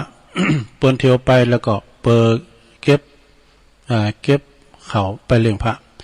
แต่เจ้าบ้านป่ามงคนหนึ่งเจ้าป่ามงเนี่ยเปิ้นอยู่หิมกันน้ำแล้วไปเก็บพักอยู่หิมน้ำเจ้าป่ามงนะก็คือว่าจ้างไปห้อยปลาปะแต่ไปห้อยปลาปิ้นโพกไว้นะปิ้นนั่นปิ้นอันว่าห้อยปลาแล้วก็หือปลามีรสอร่อยมา4 ตัวหือถึง4 ตัวกว่านี้เมื่อว่าได้ปลามา4 ตัวแล้วเจ้ามืดวันหนึ่งพระพุทธเจ้าก็เล่งขายพยานหันว่ามหาตุกตะกัมเมมาเนี่ยมันจะได้มันบ่ได้พระไปชั้นเนอะเพราะว่ามันเขาลืมจดนอกบัญชีได้มันจะไม่ได้พระไปตามที่ใดนิมนต์ไม่ได้เนี่ยเพราะว่าเขาลืมจดควรที่เขาจะได้ไปโปรดไปจวยมหาตุกตะนี่พระพุทธเจ้าเล่งขายพยานหันเนาะเจ้าคืนมา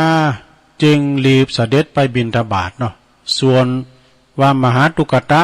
ก็ได้นำได้หาผู้จักจวนไปหาเตียนบุรุษไปหาบุรุษเดี๋ยวนี้นั้นอาหารก็ทำอะไรหมดแล้วนะบุรุษเดี๋ยวนี้ว่าจงนั้นหือพระแก่เฮาเถอะนะเอานิมนต์พระมาหือเฮาร้อยนะผู้จักจวนถึงกับอึ้งบอกแต่บนนั้นใจบนนั้น เฮาลืมจดเฮาลืมจดบัญชีไว้ไปมีตูเจ้าสักตูเลยเนี่ยไปหาที่มุนได้ไหนน่ะโอ้น่ะปุตตมหาทุกขะก็เสียใจว่ะเสียอกเสียใจปุตโตความศรัทธาก็แวบลงหมดนะ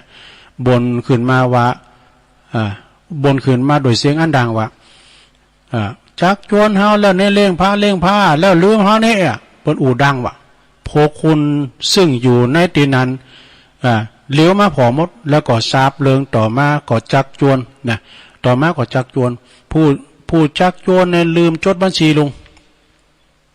ผู้จักจวนนั้นก็โหว่าจะทำอย่างได้ดีเนี่ยครับคุณแก่เนี่ยมาโวยวายอยู่นี่นะเพราะว่าพระเจ้าพระสงฆ์ก็จ่ายเป็นว่าได้จ่ายไปเสียหมดแล้วเลยสักตูนเลยนะแต่ก็นึกได้ว่าโอ้พระสัมมาสัมพุทธเจ้าเพิ่นยังประทับอยู่ในขันธกุฏีนะมีพวกเจ้านายเศรษฐีดูข้าบดีนะบนหอมล้อมนะบนถาดและใส่บาตรนะกะรอรับเสด็จอยู่หันแล้วนี่นะจึงบอกมหาทุกขตะเนี่ยบนบอกว่าอันยังเลิบตุเจ้าทำตุนนะเอานะไผพระพุทธเจ้าปุถุสัมใจป้องขึ้นมาทำแล้วจึงรีบอกว่าบุรุษนะก็จึงจงรีบอกมาว่ากราบทูลว่าพระพุทธเจ้าเนอะนะอยากผู้อยากไล่เข็นใจคือตุกตะนั่นก็อยากไล่เข็นใจนั่นก็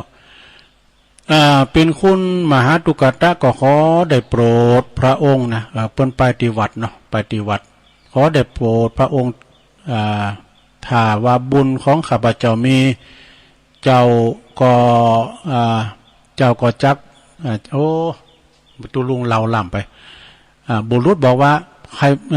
ไปตีพระพุทธเจ้าเนอะนะพระพุทธเจ้าเพิ่นจะโปรดเนอะถ้าว่าบุญเจ้ามีเจ้าก็จะได้รับการนิมนต์นะกับพระพุทธเจ้าเองเนอะนะมหาตุกตะก็บาลีบรอจ่า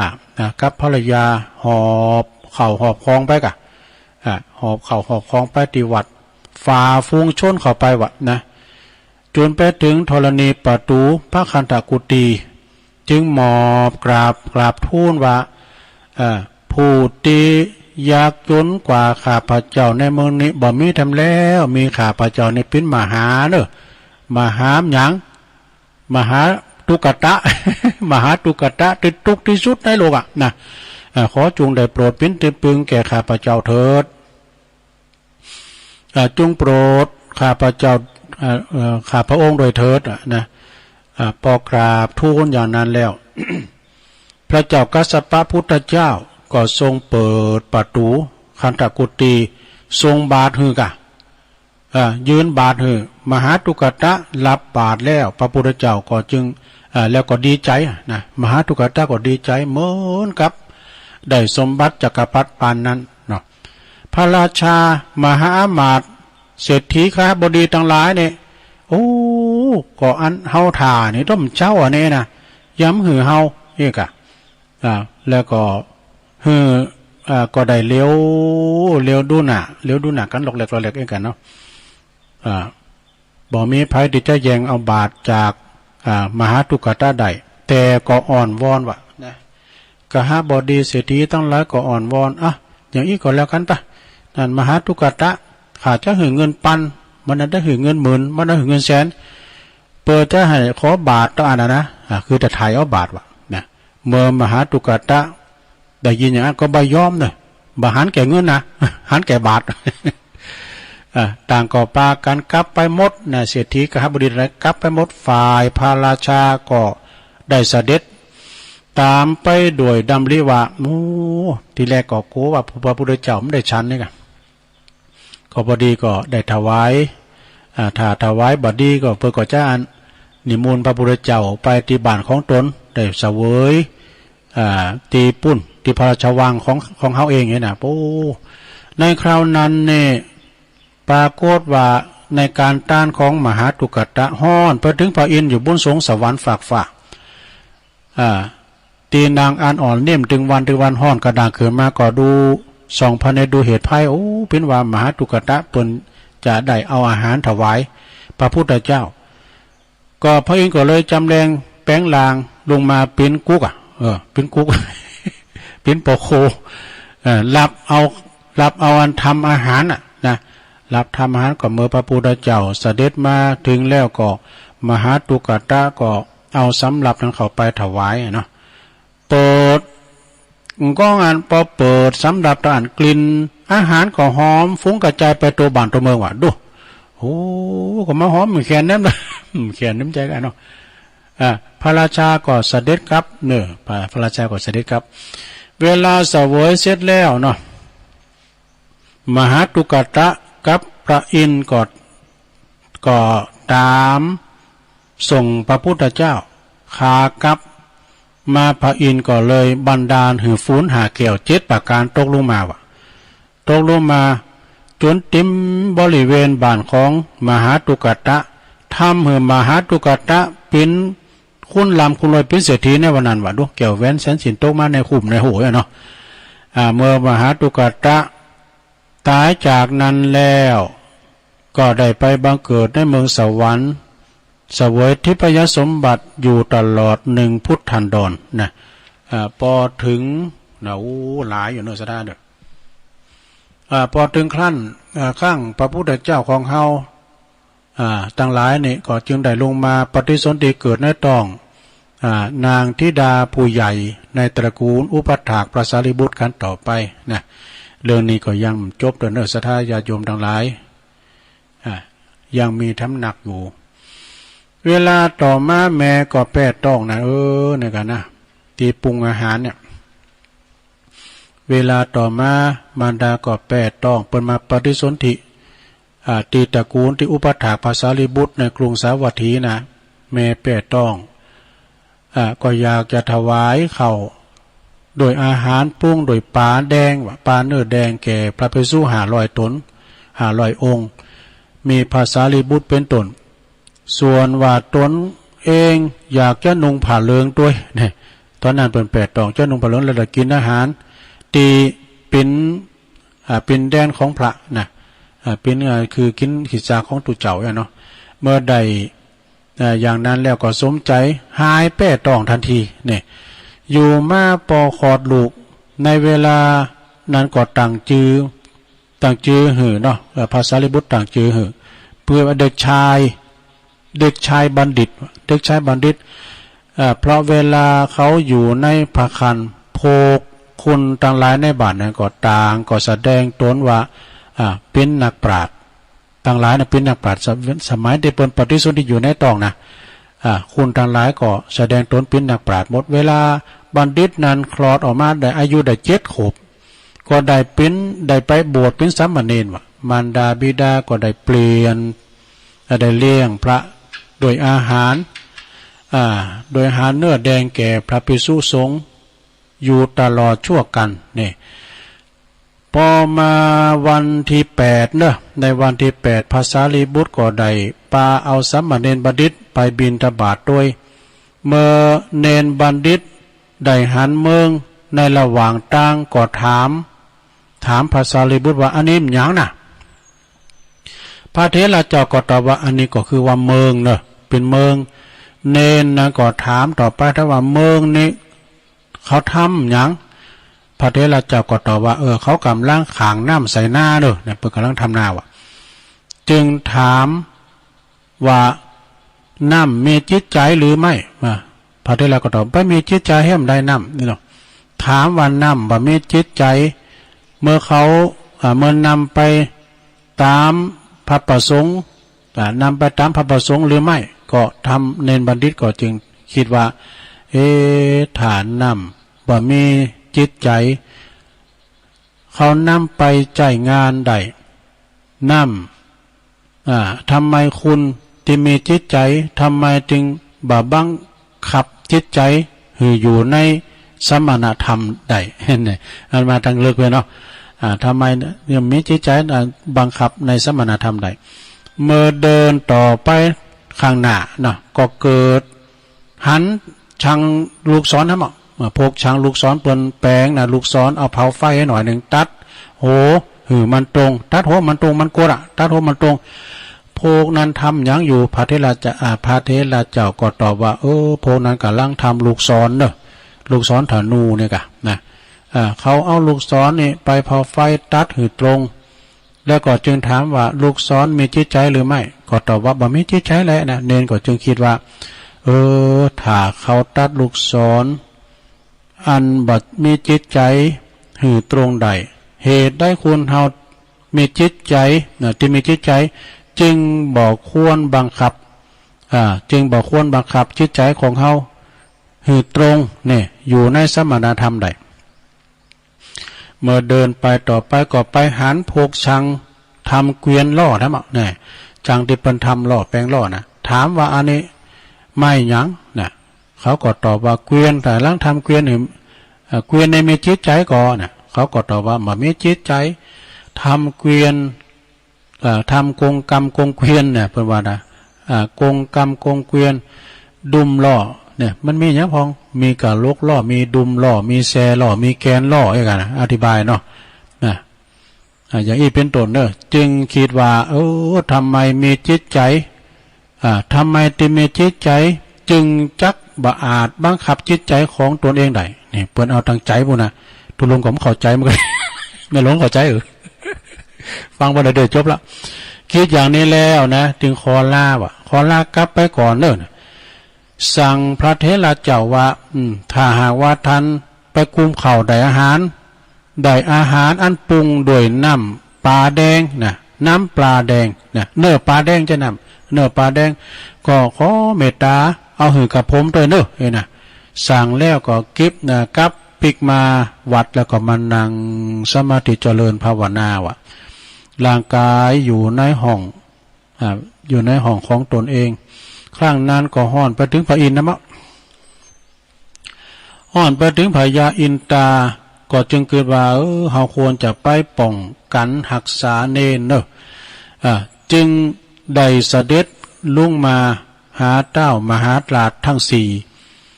มาอยู่หักษาโดยบันดาลหือฝูงนกที่อยู่นั่นนะอยู่ใกล้ๆวัดนั่นนะหือปากันบินหนีไปอยู่ที่อื่นก่อนแล้วก็ตัดสั่งเทพบุตรยุดดวงจันทร์ไว้ยุดดวงจันทร์ไว้ก็ได้นะตัดสั่งเทพบุตรเนี่ยนะยุดพระจันทร์ไว้ก่อนยุดเดินไว้ก่อนแล้วก็พระสุริยเทพจงยุดดวงอาทิตย์ยุดตะวันไว้ก่อนมันตึกเตงกันเนอะเนาะส่วนว่าพระอินทร์นั้นก็ไปรักษาอยู่ที่ประตูห้องอันเงียบนะเสียงเนี่ยแปลว่าเสียงดีใจเสียงดีจิตใจนี่เสียงดีจิตใจเงียบเชียบนะเดี๋ยวกันเนอะลงด้วยเสียงดีจิตใจของสามเณรก็แนวแน่เนอะจิตใจของสามเณรก็เนี่ยเลยสำเร็จผลในบัจจาฝ่ายพระเนรฝ่ายพระเถระเจ้าที่ไปบิณฑบาตมาก็ได้อาหารอันปรุงโดยปาตะเพียนนี่ปาตะเพียนก็มีมาเมื่อนะเนาะรีบกลับมาแล้วก็ฝ่ายพระพุทธเจ้าทรงเล็งหันว่าสามเณรยังบ่สำเร็จกิจบรรพชิตนะก็ได้แต่จักสำเร็จก่อนจะจังหันเพิ่นขอให้สำเร็จก่อนที่จะฉันนี่แหละเนาะถ้าบ่มีอันตรายจึงได้เสด็จมาประทับอยู่ที่ประตูวัดพอพระเถระเจ้ามาถึงก็ตรัสถาม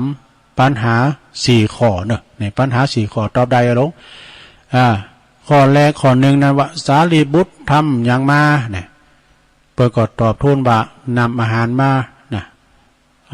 นำอาหารมาหื่นเนนเนี่ยเนาะจึงตรัสตอบว่าอาหารนำอันอย่างมาก็ทูลตอบว่าอาหารเนี่ยนำเวทนามาตรัสถามว่าเวทนานำมานำอันอย่างมาก็ตรัสทูลตอบว่านำรูปมารูปนั้นก่อนนำมารูปนำอันอย่างมารูปก่อนนำพัสมานำภาษะมาภาษะนำภาษะมาเมื่อว่าภาษาเลบุตรแก่ปัญหาจบแล้วสามเณรก็ได้สำเร็จเป็นพระอรหันต์พร้อมโดย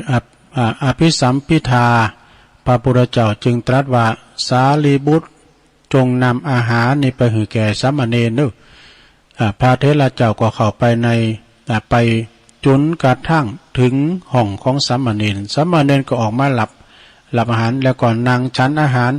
เวลาฉันเสร็จแล้วก็ล้างบาตรเก็บไว้จันทเทวบุตรจึงปล่อยดวงจันทร์ปล่อยดวงจันทร์เนี่ยได้เคลื่อนไหวเลยปล่อยสุริยเทพก็ปล่อยดวงอาทิตย์นะเดินไปทางหน้ามหาลาภนะทั้งสี่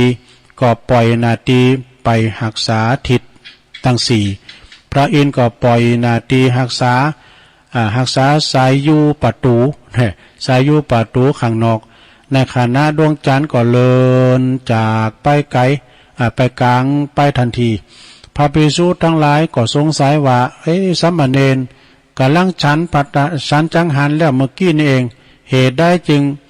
ตะวันบ่ายไปนักเนี่ยบ่ายไปจะนักเนาะพระพุทธเจ้าก็จึงทรงเล่าเลิงนะ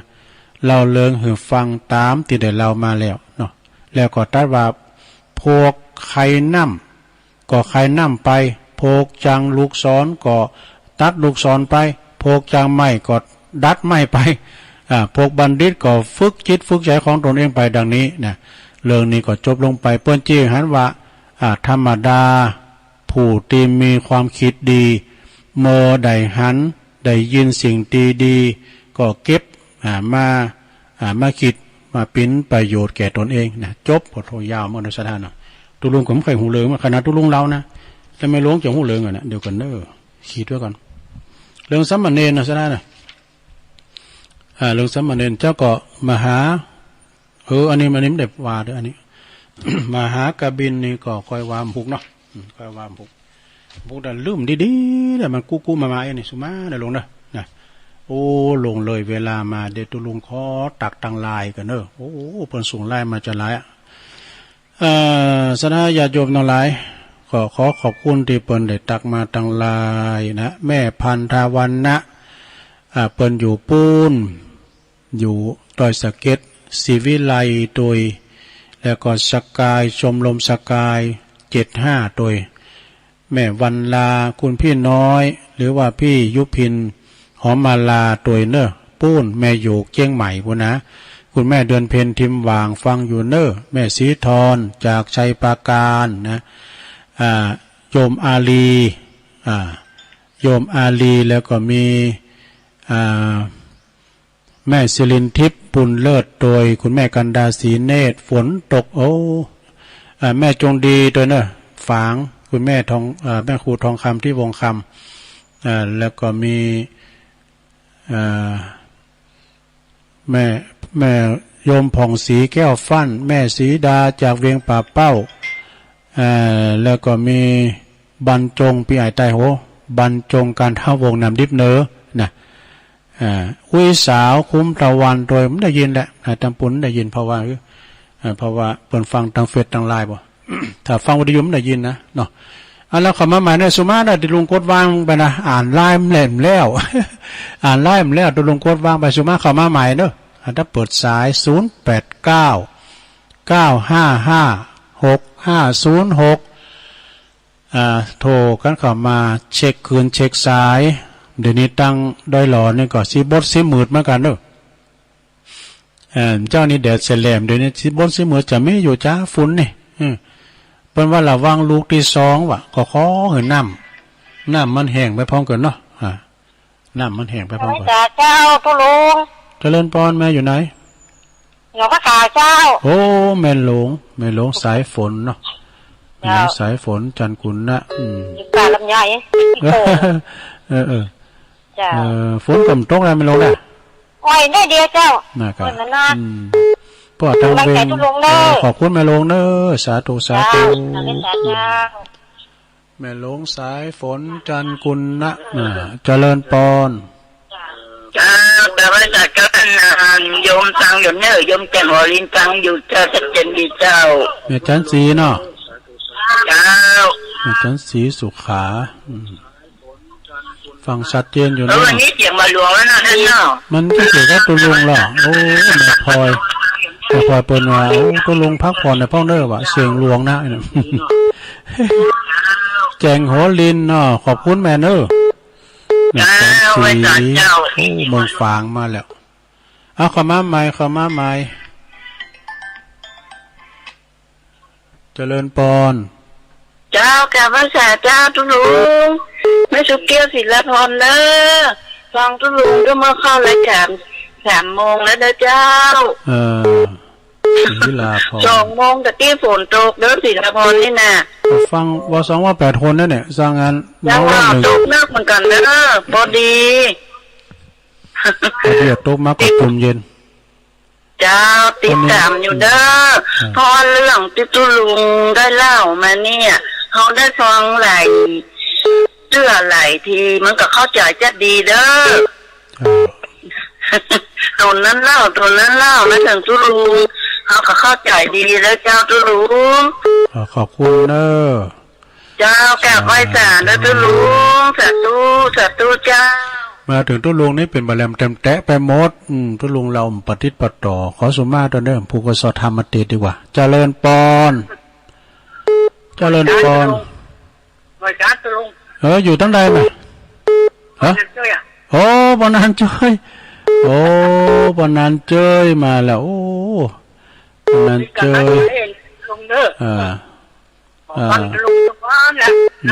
นั่นน่ะปนันเจ้ยมาไปพระบาทเด้อไปลูกก็ไปลูกก็ไปไปเป็นหยังก่อนอนุสรณ์สถาน4 คู่บาเนาะโอ้ดีใจเนอะปอโทรมานะครับปนันอายุเท่าไหร่ล่ะเนี่ยจบ90อ่ะโอ้90ล่ะโอ้บุญใหญ่บุญสูงขอบคุณนะปอนเนอะขอเหืออันถึง100 ซาวเด้อเขาเดี๋ยวนอกก็ถึง100 ปลายเนาะขอบคุณเนอะปนันเนอะปนันนี่เป็นโอกาสก็เป็นเราข่าวเป็นหยังได้หมดอ่ะปนันเจ้ยนี่นะเจริญปอนการบ้านสาจ้าก็เลย โอ้นี่แม่สีทอนกันอ่ะเสียงป้อยดีแม่สีทอนหนองบัวชัยปราการมาแล้วฝนตกมาเลยเนี่ยเจ้าสวยสีมาหน่อยเดียวอ่ะเดี๋ยวนี้หายโอ้ยตกขนาดได้จริงฝนจนลมโอ้ตอนนั้นนี่ตกดีแต่เนาะชัยปราการเนี่ยตอนนี้มันมีนะแม่ของแม่ของตอนนี้มันโตเหรอมันบอกไปทางเวียงป่า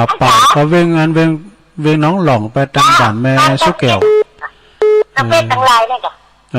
เนี่ยกันมีตังฟังกันดีกะดูตังเนาะมันต้องเป็นขอบคุณเนอะสาธุจ้า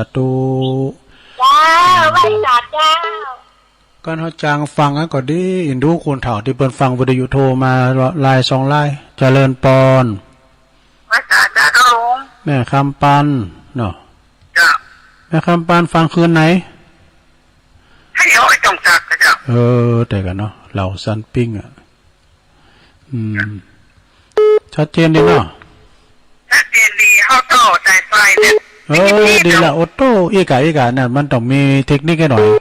ต่อสายไฟขึ้นไปบนหลังคาบุ่นมันดึงดังชัดเจนคือฮอตขอบคุณแม่คำปันหลายๆเด้อโอ้สัตว์ก็เกินไปโทรเมื่อวานนี้เมื่อวานนี้ก็ดีแหละกันเมื่ออยู่ตอนนี้ก่อนอ่ะนำปิงก่อนน้องยินดีนะแม่เด้อสาธุแม่คำปันเหล่าแซนปิงละปูนนะป่าสร้างเจริญปอนไหว้พระเจ้าทุลุงโอ้แม่จันเรือนใสมาแล้วสัก2 โมงเนี่ยตกบ้าน้องเจ้าอ่ะตอนนั้นก็ตกตกเชียงใหม่อ่ะตอนนี้ขึ้นมีหรอมันขาดไปทางแม่ของทางมะขามหลงอยู่เนี่ยนะตั้งเรียงน้องหลองบ่น่ะฟังน้องหลอง1น้องเขต1เราโทรว่ากันโหนนั่นนี่มันมาทางใต้เนี่ยมาทางสันตะวันน่ะดำเป็นห้ำขึ้นมาตรงนี้นี่ดีละตกกดจุ่มเย็นตกกดจุ่มเย็นใจใส่ได้ยังเป็นว่ามือไหนโต๊ะหันมือไหนโต๊ะหันนะทางเวียงน้องหลองโต๊ะแกนร้ายอ่ะทางปุ่นน่ะ ฟังกะว่าซ้อซื้อน้ำมันกัดมายื้อหมู่น้องหลอกนึงก็นะบ่รู้ซื้อทันกบหยังกูนี่ยังรู้อ่ะยังรู้ก็เจนเด้อดูขอบคุณแม่จันเด้อจ้าไว้สาธุแต่พองหลินพองบ่ถือสาเด้อพวกนี้เนี่ยจะเปิดซ้าย2รอบเนาะรอบนี้มันยาวลงไปมันเหมือนเจ้าเฮ้ยตุลุงก็พอกับเวลาตุลุงก็อ่านยังก็เป็นกุ๊กๆมาก็ขอสุมาโดยพุทธศาสนาธรรมมาเตดเนาะเตดธรรมแล้วก็เปิดซ้าย2รอบนึงเปลี่ยนแผนใหม่วันนี้แผนเก่านี่มันนั้นกำอุตึกเนาะให้ใหม่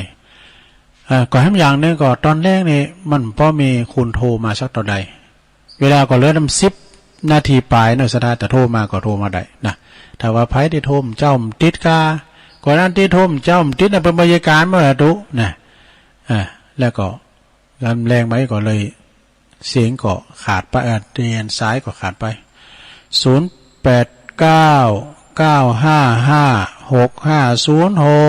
โทรก็เข้ามาเด้อแผ่วปลายเนาะก็แรงมานี่ก็ถ้าจะตกอยู่เหมือนกันศรัทธาญาติโยมต่างหลายต่างไต่ในต่างดอยอินทนนท์นี่ก็สีว่ามืดอยู่นะถ้าว่ามันมืดตั้งเนี่ยตั้งถาดเนี่ยนะตุลงอยู่มุมตีจัดวิทยุเนี่ยนะอยู่ที่นี่ก็ถ้าว่ามันมืดตั้งถาดเนี่ยนะมาถึงแน่นอนถ้ามันมืดตั้งสายไต่นี่มาถึงเด้อมืดตั้งสายไต่นี่จะมาถึงไหว้สาวเจ้าเจริญพรแม่อยู่ไหนอยู่บ้านคายเจ้าแม่มะลิวันนะเจ้าแม่มะลิวันพี่คองงานฝนตกว่าเจ้าประเด็นนี้มืดทำละตอนนี้ไม่ฝนเหรอแต่เจ้าบอก2 โมงตกเจ้าเดี๋ยวนี้กำลังมืดทำละมันตกที่อื่นนะเจ้ามันตกที่อื่นอย่างว่ามันในละปูนหรือว่าเชียงใหม่มันตกเหมือนกันแต่ว่าที่ดอยหน่อยนี่มันตกเพราะอะไรนี่มืดแล้วเจ้าประเดี๋ยวเนี่ยแต่เจ้าแต่แดดเจ้านี่ก็แดดนะกะแล้วก็มันมามืดกำตอนบ่ายนี่นี่เจ้าเหมือนกันเพื่อนที่อื่นในตกหลายตีกะอย่างตั้งบ้านหุงก็เวียงน้องหลองนี่แต่ตกอยู่ตะปูนมันมืดที่ก็ตกนักเหมือนกันนะมา2 โมงบ่ายนะเจ้าบ้านคายเนาะเจ้าเป็นเปิดทหารน้ำเมืองน้อยแล้วเนาะเจ้าอย่าถาถ้าเจอจะได้อู้แกความเจ้าขอบคุณแม่มะลิวันหลายๆเนาะเจ้าสาธุแต่ว่านี่ก่อนหน้าโทรมานะหน้าคำเขาปูนประอยู่ห่างต่ำก็พี่น้องร้ายนะพี่น้องก่อนร้ายมีกุฏิแต่ว่าบางทีเพิ่นก็โทรมาได้นะตุนสันตุนมือก็บันคายก็นี่สันตุนโมงบ่รอมีเหรอแม่สีโจมสีโนนเขาแม่นิ่วนี่อยู่แม่แรงเนาะแม่แรงแม่อายเหมือนกันน่ะโพสมาตังปอจีในตุนนุนปอจีตุนนุนแล้วก็ตังปอสมจิตนะถ้าละติ๊กเต้นเหมือนเขาซ้ายห่างเนาะเจริญปอนแต่เจ้าแม่หนอเจ้าแม่หนอเนี่ยคนบ้านเดียวกันแม่หนอสุกแก้วดอยน้อยฝนตกเหรอ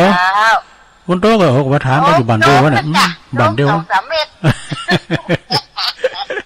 มันถึงปอดฝนโดยหล่อด้วยหน่อยเขาเนี่ยเนาะ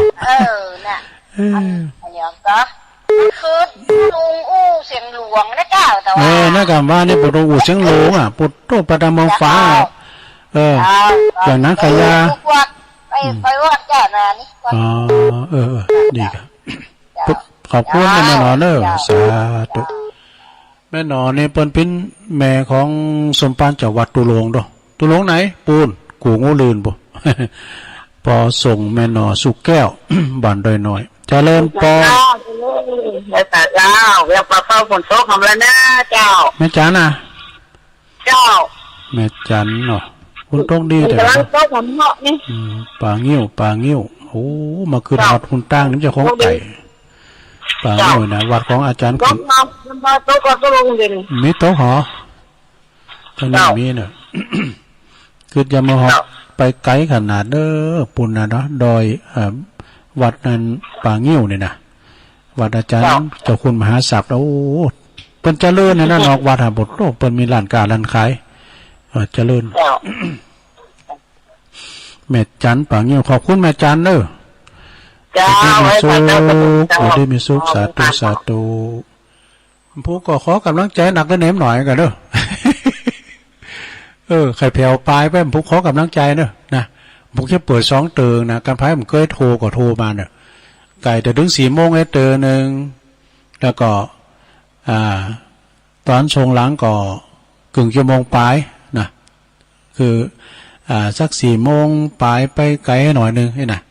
ขอกำลังใจกับศรัทธาญาติโยมเด้ออย่างว่านี่เปลี่ยนกันอู่มีใครมาอู่จอยตัวลุงนี่ เหลือทำ10 นาทีเอา5 นาทีละเดี๋ยวออกก่อน5 นาทีเดี๋ยวผู้หมวดชัยพรนะก็จะมาเข้ารายการต่อตุลุงเนี่ยเด้อตังปาจารย์เน้นหลักก็ดีโทรมาพองก็ได้เด้อสรุปธรรมนะอันนี้เป็นนักปราชญ์แต่โทรมาสรุปธรรมกายกันนะในเมื่อว่าศรัทธาญาติโยมได้กำลังใจหนักตุลุงอย่าล่ากันเด้อ มันผู้กับปักกันหมายนะสดาเนอะผู้ปักกันหมายจูดีมีใจเหมือนการกุคุณเนอะอยู่ดีมีสุขเหมือนการกุก่อกุคนเนอะจัตตารโอธรรมาวัฏันติอายุวันโนสุขังปะลัง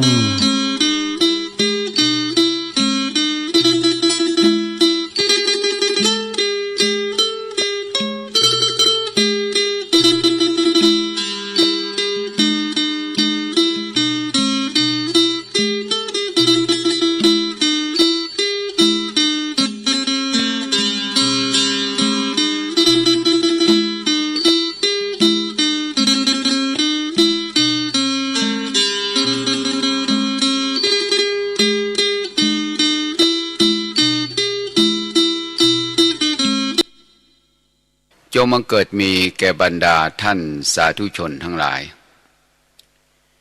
วันนี้รายการธรรมะคลายทุกข์ก็ได้มาพบกับญาติโยมสาธุชนทั้งหลายตามปกติเช่นเคยนะวันนี้เราก็มาฟังพุทธศาสนสุภาษิตอันเป็นพุทธดำรัสอันพระพุทธองค์ได้ตรัสไว้ในคัมภีร์สังยุตตนิกายสขาถาวรรคไว้ว่าโยนิโสวิจิเนธัมมังพึงเลือกเฟ้นธรรมโดยอุบายอันแยบคายเพียงขึ้นชื่อว่าธรรมมีดำขาวคละคลุกเคล้าไม่ผ่องมองสลัวเมื่อคนรู้ไม่ทันเข้าพันผัวมักดึงตัวให้ห่างจืดจางคุณควรคิดโดยแยบคายหมายเฟ้นเลือกไม่กลัวเกลือกฝ่ายต่ำทำสะทุนยึดทำขาวเข้าไว้ย่อมได้บุญทำขาวหนุนให้ดีมีราคาเรื่องของการกระทำอะไรถ้าเราเลือกเฟ้นโดยโยนิโสมนสิการแล้วเนี่ยเราก็จะไม่ผิดพลาดไม่บกพร่องแต่ถ้าเกิดว่าเราไม่โยนิโสมนสิการไม่ยึดธรรมของบัณฑิตบางทีก็ผิดพลาดเอาไปง่ายๆนะผิดพลาดเอาไปง่ายๆบางคนก็เห็นความชั่วเป็นความดีนั่นเขาเรียกว่าอโยนิโสมนสิการไปลักไปขโมยเขาในที่สุดก็ต้องถูกติดคุกติดตารางถูกจองจำถูกทำร้ายเนี่ยเกิดจากกรรมที่ไม่สามารถโยนิโสมนสิการให้ถูกต้องเวลาจะทำจะคิดสติต้องมาก่อนนะสติมาแล้วสติตัวนั้นมันจะป้องกันอันตรายไม่ให้เกิดขึ้นแก่เราก็ทำความดีดีกว่านะทำความดีก็เรียกทำให้สุจริตอย่างพระพุทธองค์ตรัสว่าธัมมังสุจเรสุจริตตังณตังทุจริตตังจเรพึงประพฤติธรรมให้สุจริตไม่ควรประพฤติธรรมให้ทุจริตทำหน้าที่มนุษย์สุจริตประกอบกิจให้งามตามปรารถนาควรซื่อตรงต่องานการเวลา ตามรักษาเกียรติคุณเป็นบุญตัวไม่ประพฤติทุจริตผิดหน้าที่เป็นคนดีขี้เลือนไม่เปื้อนหัวไม่มีบาปหยาบช้าเข้าหาตัวไม่มีชั่วปรากฏหมดจดใจเรื่องของการประพฤติธรรมนะมันไม่มีสิ่งที่จะทำให้เป็นสิ่งเศร้าหมองเข้ามาสู่จิตใจของเรามันมีแต่ความสุจริตเมื่อความสุจริตเกิดขึ้นความผ่องใสย่อมจะติดตามมาอยู่เป็นสุขนั่งเป็นสุขเดินเป็นสุขเราทำอะไรเราก็ทำให้ประกอบด้วยความสุขนี่อย่างประพฤติทำให้สุจริตใกล้เข้าพรรษาเราเป็นพุทธศาสนิกชนหน้าที่ของเราก็คืออุปถัมภ์บำรุงพระพุทธศาสนาบางทีเราก็นึกถึงสำนักครูบาอาจารย์ชักชวนมวลญาติมิตรไปร่วมกันญาติโยมไปร่วมกันนะมีธูปก็ดีมีเทียนก็ดีน้อยมากจะได้กำหนดเอาธูปเอาเทียนไปถวายพระที่อยู่จำพรรษาท่านจะได้จุดบูชาพระรัตนตรัยตลอดไตรมาสเขาเรียกว่าเทียนพรรษาญาติโยมเอาเทียนไปถวายให้พระจุดบูชาพระรัตนตรัยตอนเช้าท่านก็จุดบูชาพระรัตนตรัยบุญก็เกิดขึ้นแก่พระเจ้าพระสงฆ์พอถึงตอนเย็นพระสงฆ์องค์เจ้าก็จุดเทียนบูชาพระรัตนตรัยบุญมันก็เกิดขึ้นแก่พระสงฆ์เมื่อพระสงฆ์นั้นจุดบูชาตลอด3 เดือนบุญโยมผู้ถวายก็ได้บุญ3 เดือนเขาเรียกว่าเทียนพรรษาอันที่จริงเทียนไม่ได้จุดเฉพาะในพรรษานะนอกพรรษาก็จุดแต่เทียนที่จะจุดบูชาพระรัตนตรัยวัดต่างๆเนี่ยญาติโยมต้องบอกกันบางคนญาติโยมก็อยากจะซื้อเทียนต้นใหญ่ๆเอาไปถวายพระคิดว่าถวายเทียนต้นใหญ่แล้วก็จะได้บุญมากเหมือนต้นเทียนใหญ่อันที่จริงแล้วต้นเทียนใหญ่ๆมันก็มีโทษ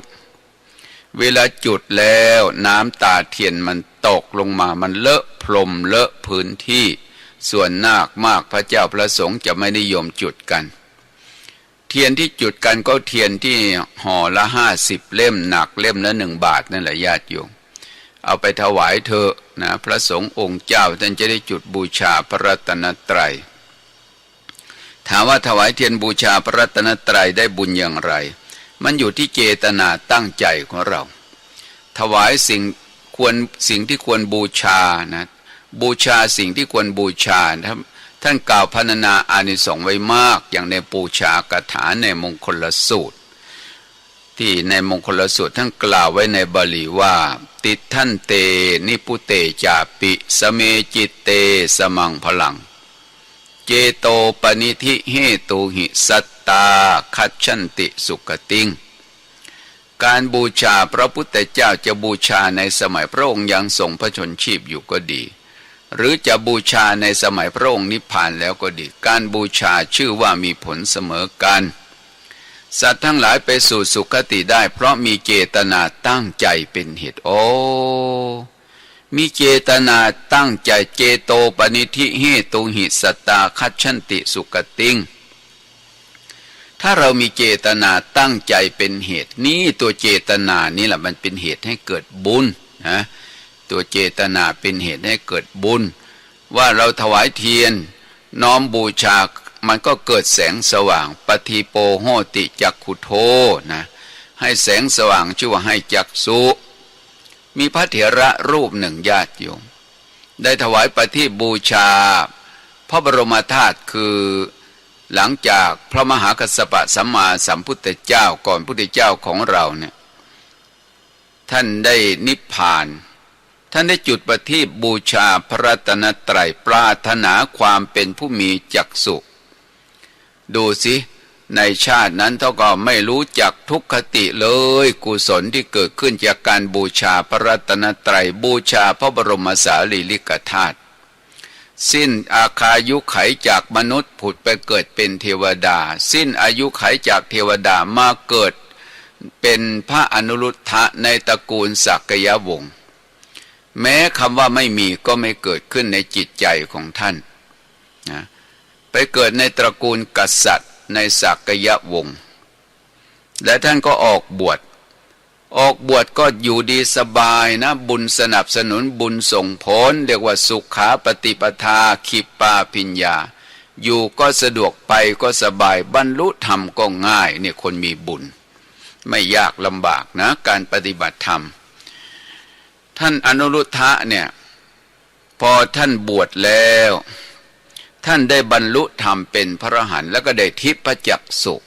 นี่เพราะได้อาศัยได้ถวายประทีปบูชาพระรัตนตรัยประมาทไม่ได้หรอกญาติโยมขึ้นชื่อว่าบุญมันเป็นเหตุนำพาไปสู่ความสำเร็จถามว่าทำบุญแล้วเราปรารถนาเหมือนกับโยมมีตังค์แล้วโยมอยากจะซื้ออะไรทำนองนั้นจะซื้อโทรทัศน์พัดลมตู้เย็นใจน้อมอยากได้โทรทัศน์โยมก็ซื้อโทรทัศน์โยมอยากได้ตู้เย็นก็ซื้อตู้เย็นอยากได้เครื่องซักผ้าก็ซื้อเครื่องซักผ้า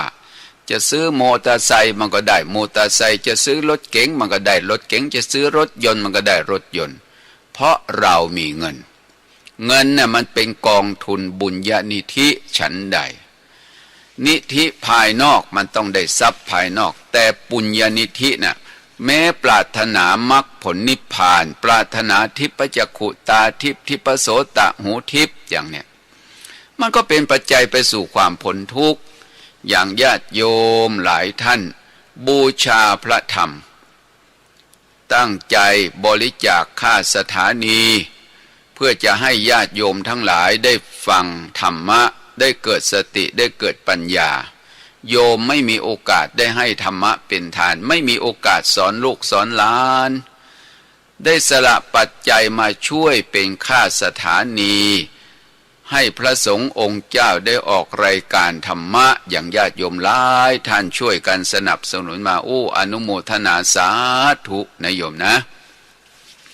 คนที่ช่วยกันบริจาคสนับสนุนส่งเสริมให้ครูบาอาจารย์ได้พูดธรรมะนำพระธรรมคำสอนจากพระไตรปิฎกอัตถกถาดีกามาประกาศเผยแผ่ให้คนทั้งหลายรู้จักได้หูทิพย์นะโยมนะเกิดชาติหน้าเนี่ยเกิดมาหูทิพย์เขาพูดเขาคุยที่ไหนรู้หมดเลยญาติโยมเนี่ยได้หูทิพย์ทิพจักขุตาทิพย์รู้ในสิ่งที่ควรรู้ควรเห็นหูทิพย์เนี่ยเขาพูดที่ไหนได้รู้หมดเลยมันเป็นอภิญญานะหูทิพย์ได้ปฏิสัมภิทาสีก็ด้วยอำนาจอานุภาพของบุญ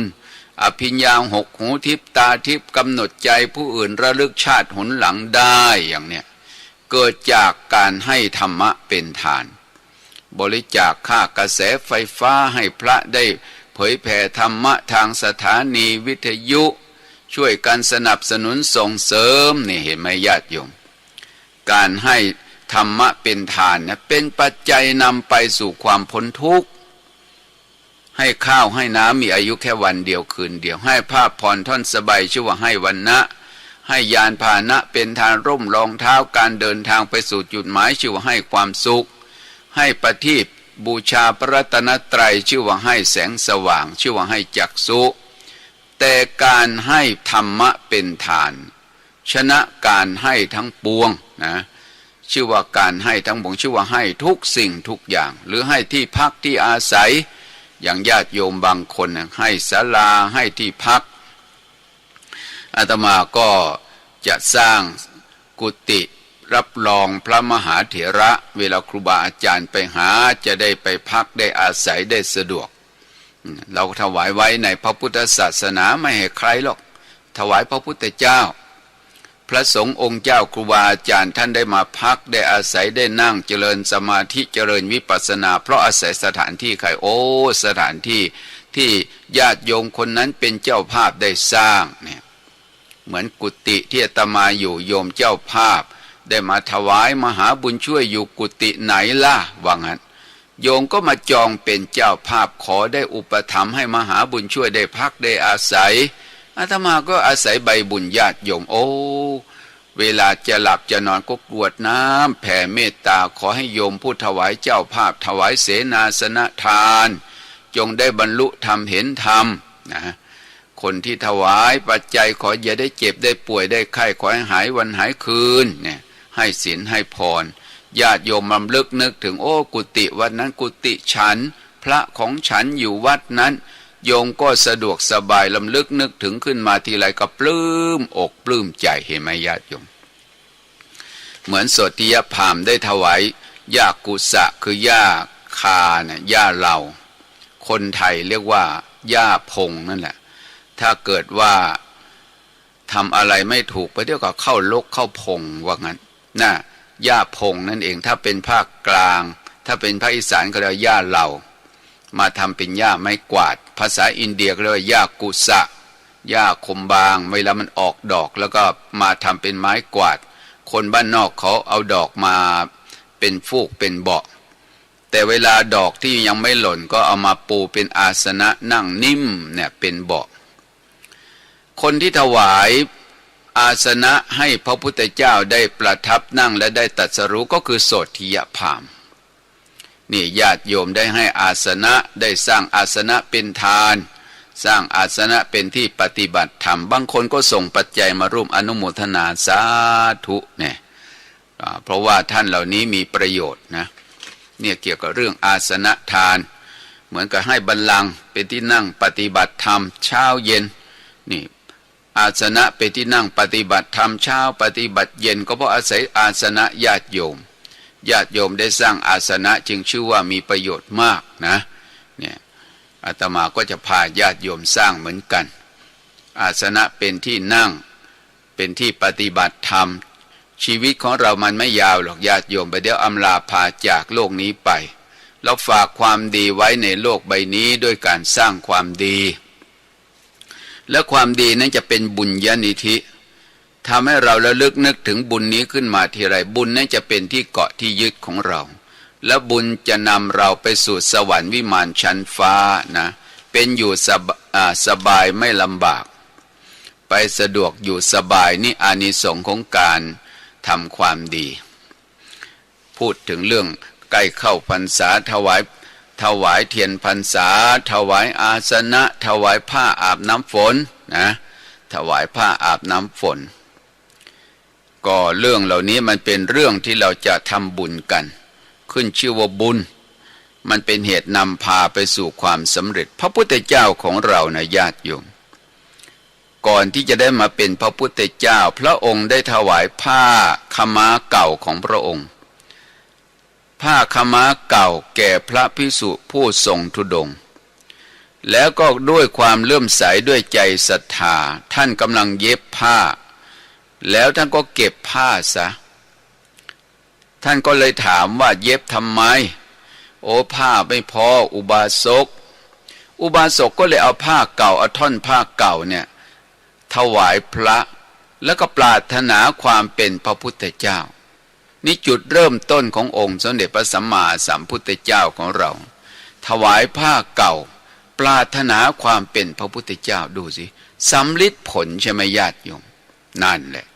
นี่การถวายผ้ามันมีผลมีอานิสงส์ญาติโยมอย่าลืมนะใกล้เข้าพรรษาวัดไหนดูผ้าให้มันเดือนดีหน่อยก็เอาไปถวายแก่พระสงฆ์องค์เจ้าถวายเทียนพรรษาถวายธูปนะตามสภาพที่เราเห็นนี่เป็นเรื่องบุญที่เราจะต้องขนขวายกันบุญในสังสารวัฏเนี่ยมันมีเยอะญาติโยมขึ้นชื่อว่าบุญมันเป็นเหตุนำพาไปสู่ความสำเร็จคนมีบุญเนี่ยถ้าเกิดว่าเกิดยุคสมัยพระพุทธเจ้าเกิดขึ้นมาในโลกพระพุทธเจ้าต้องไปช่วยเลยนะต้องไปช่วย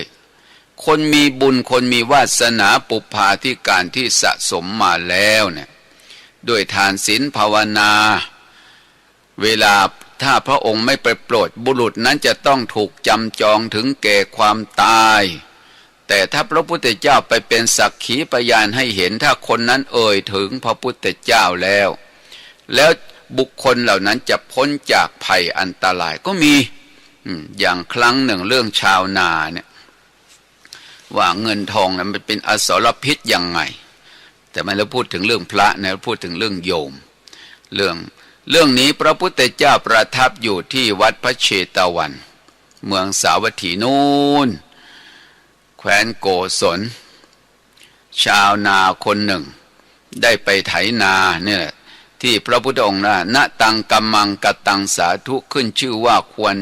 ไม่ควรกระท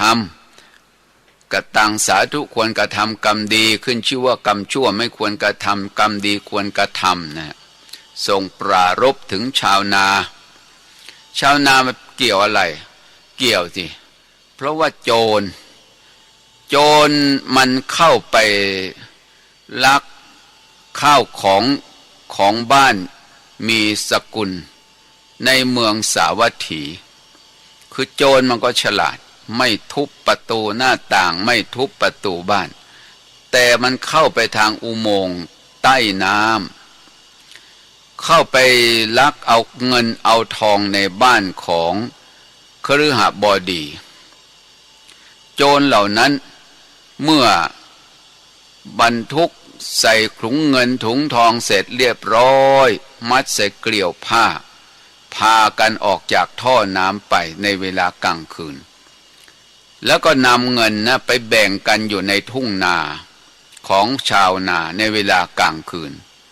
เงินจำนวนมากเมื่อไปแบ่งกันก็ตกเลี่ยราดอยู่ในกลางทุ่งนาที่นาของอุบาสกถุงบรรจุทรัพย์มันตกลง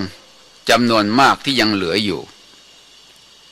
ในเวลาใกล้รุ่งพระบรมศาสดาทรงตรวจดูสัตว์โลกทรงเห็นชาวนานั้นผู้เข้าไปในข่ายพยานของพระองค์ทรงใคร่ครวญอยู่ว่าเหตุอะไรหนอจักมีแก่ชาวนานั้นเมื่อถ้าพระองค์ไปที่นา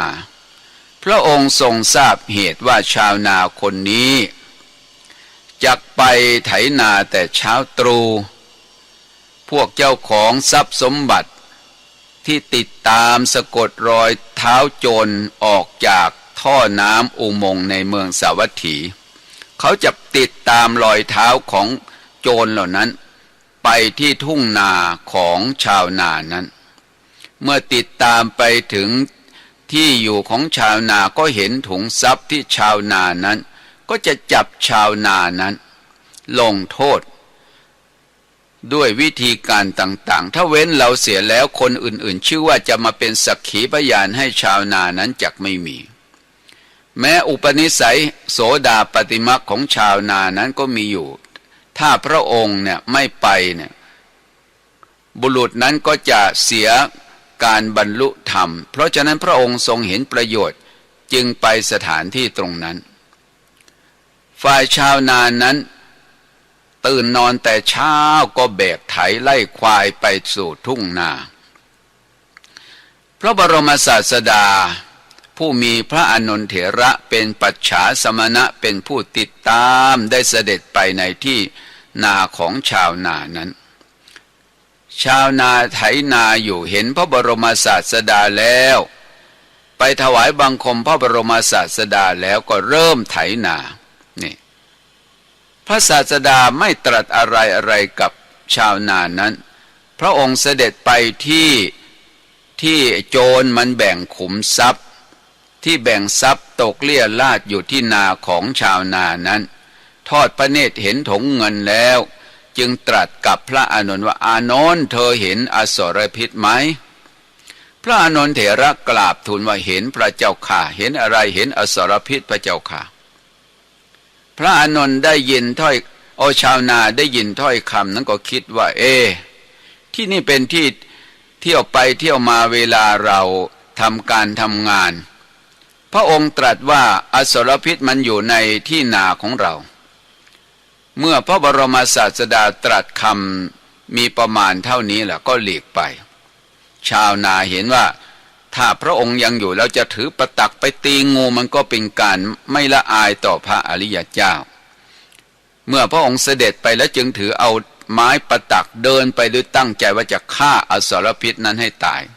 เดี๋ยวเราทำนาไปเดี๋ยวมันมากัดเราเข้าที่ไหนได้พอเดินไปเจอถุงบรรจุเงินบรรจุทองตั้ง1,000 ตำลึง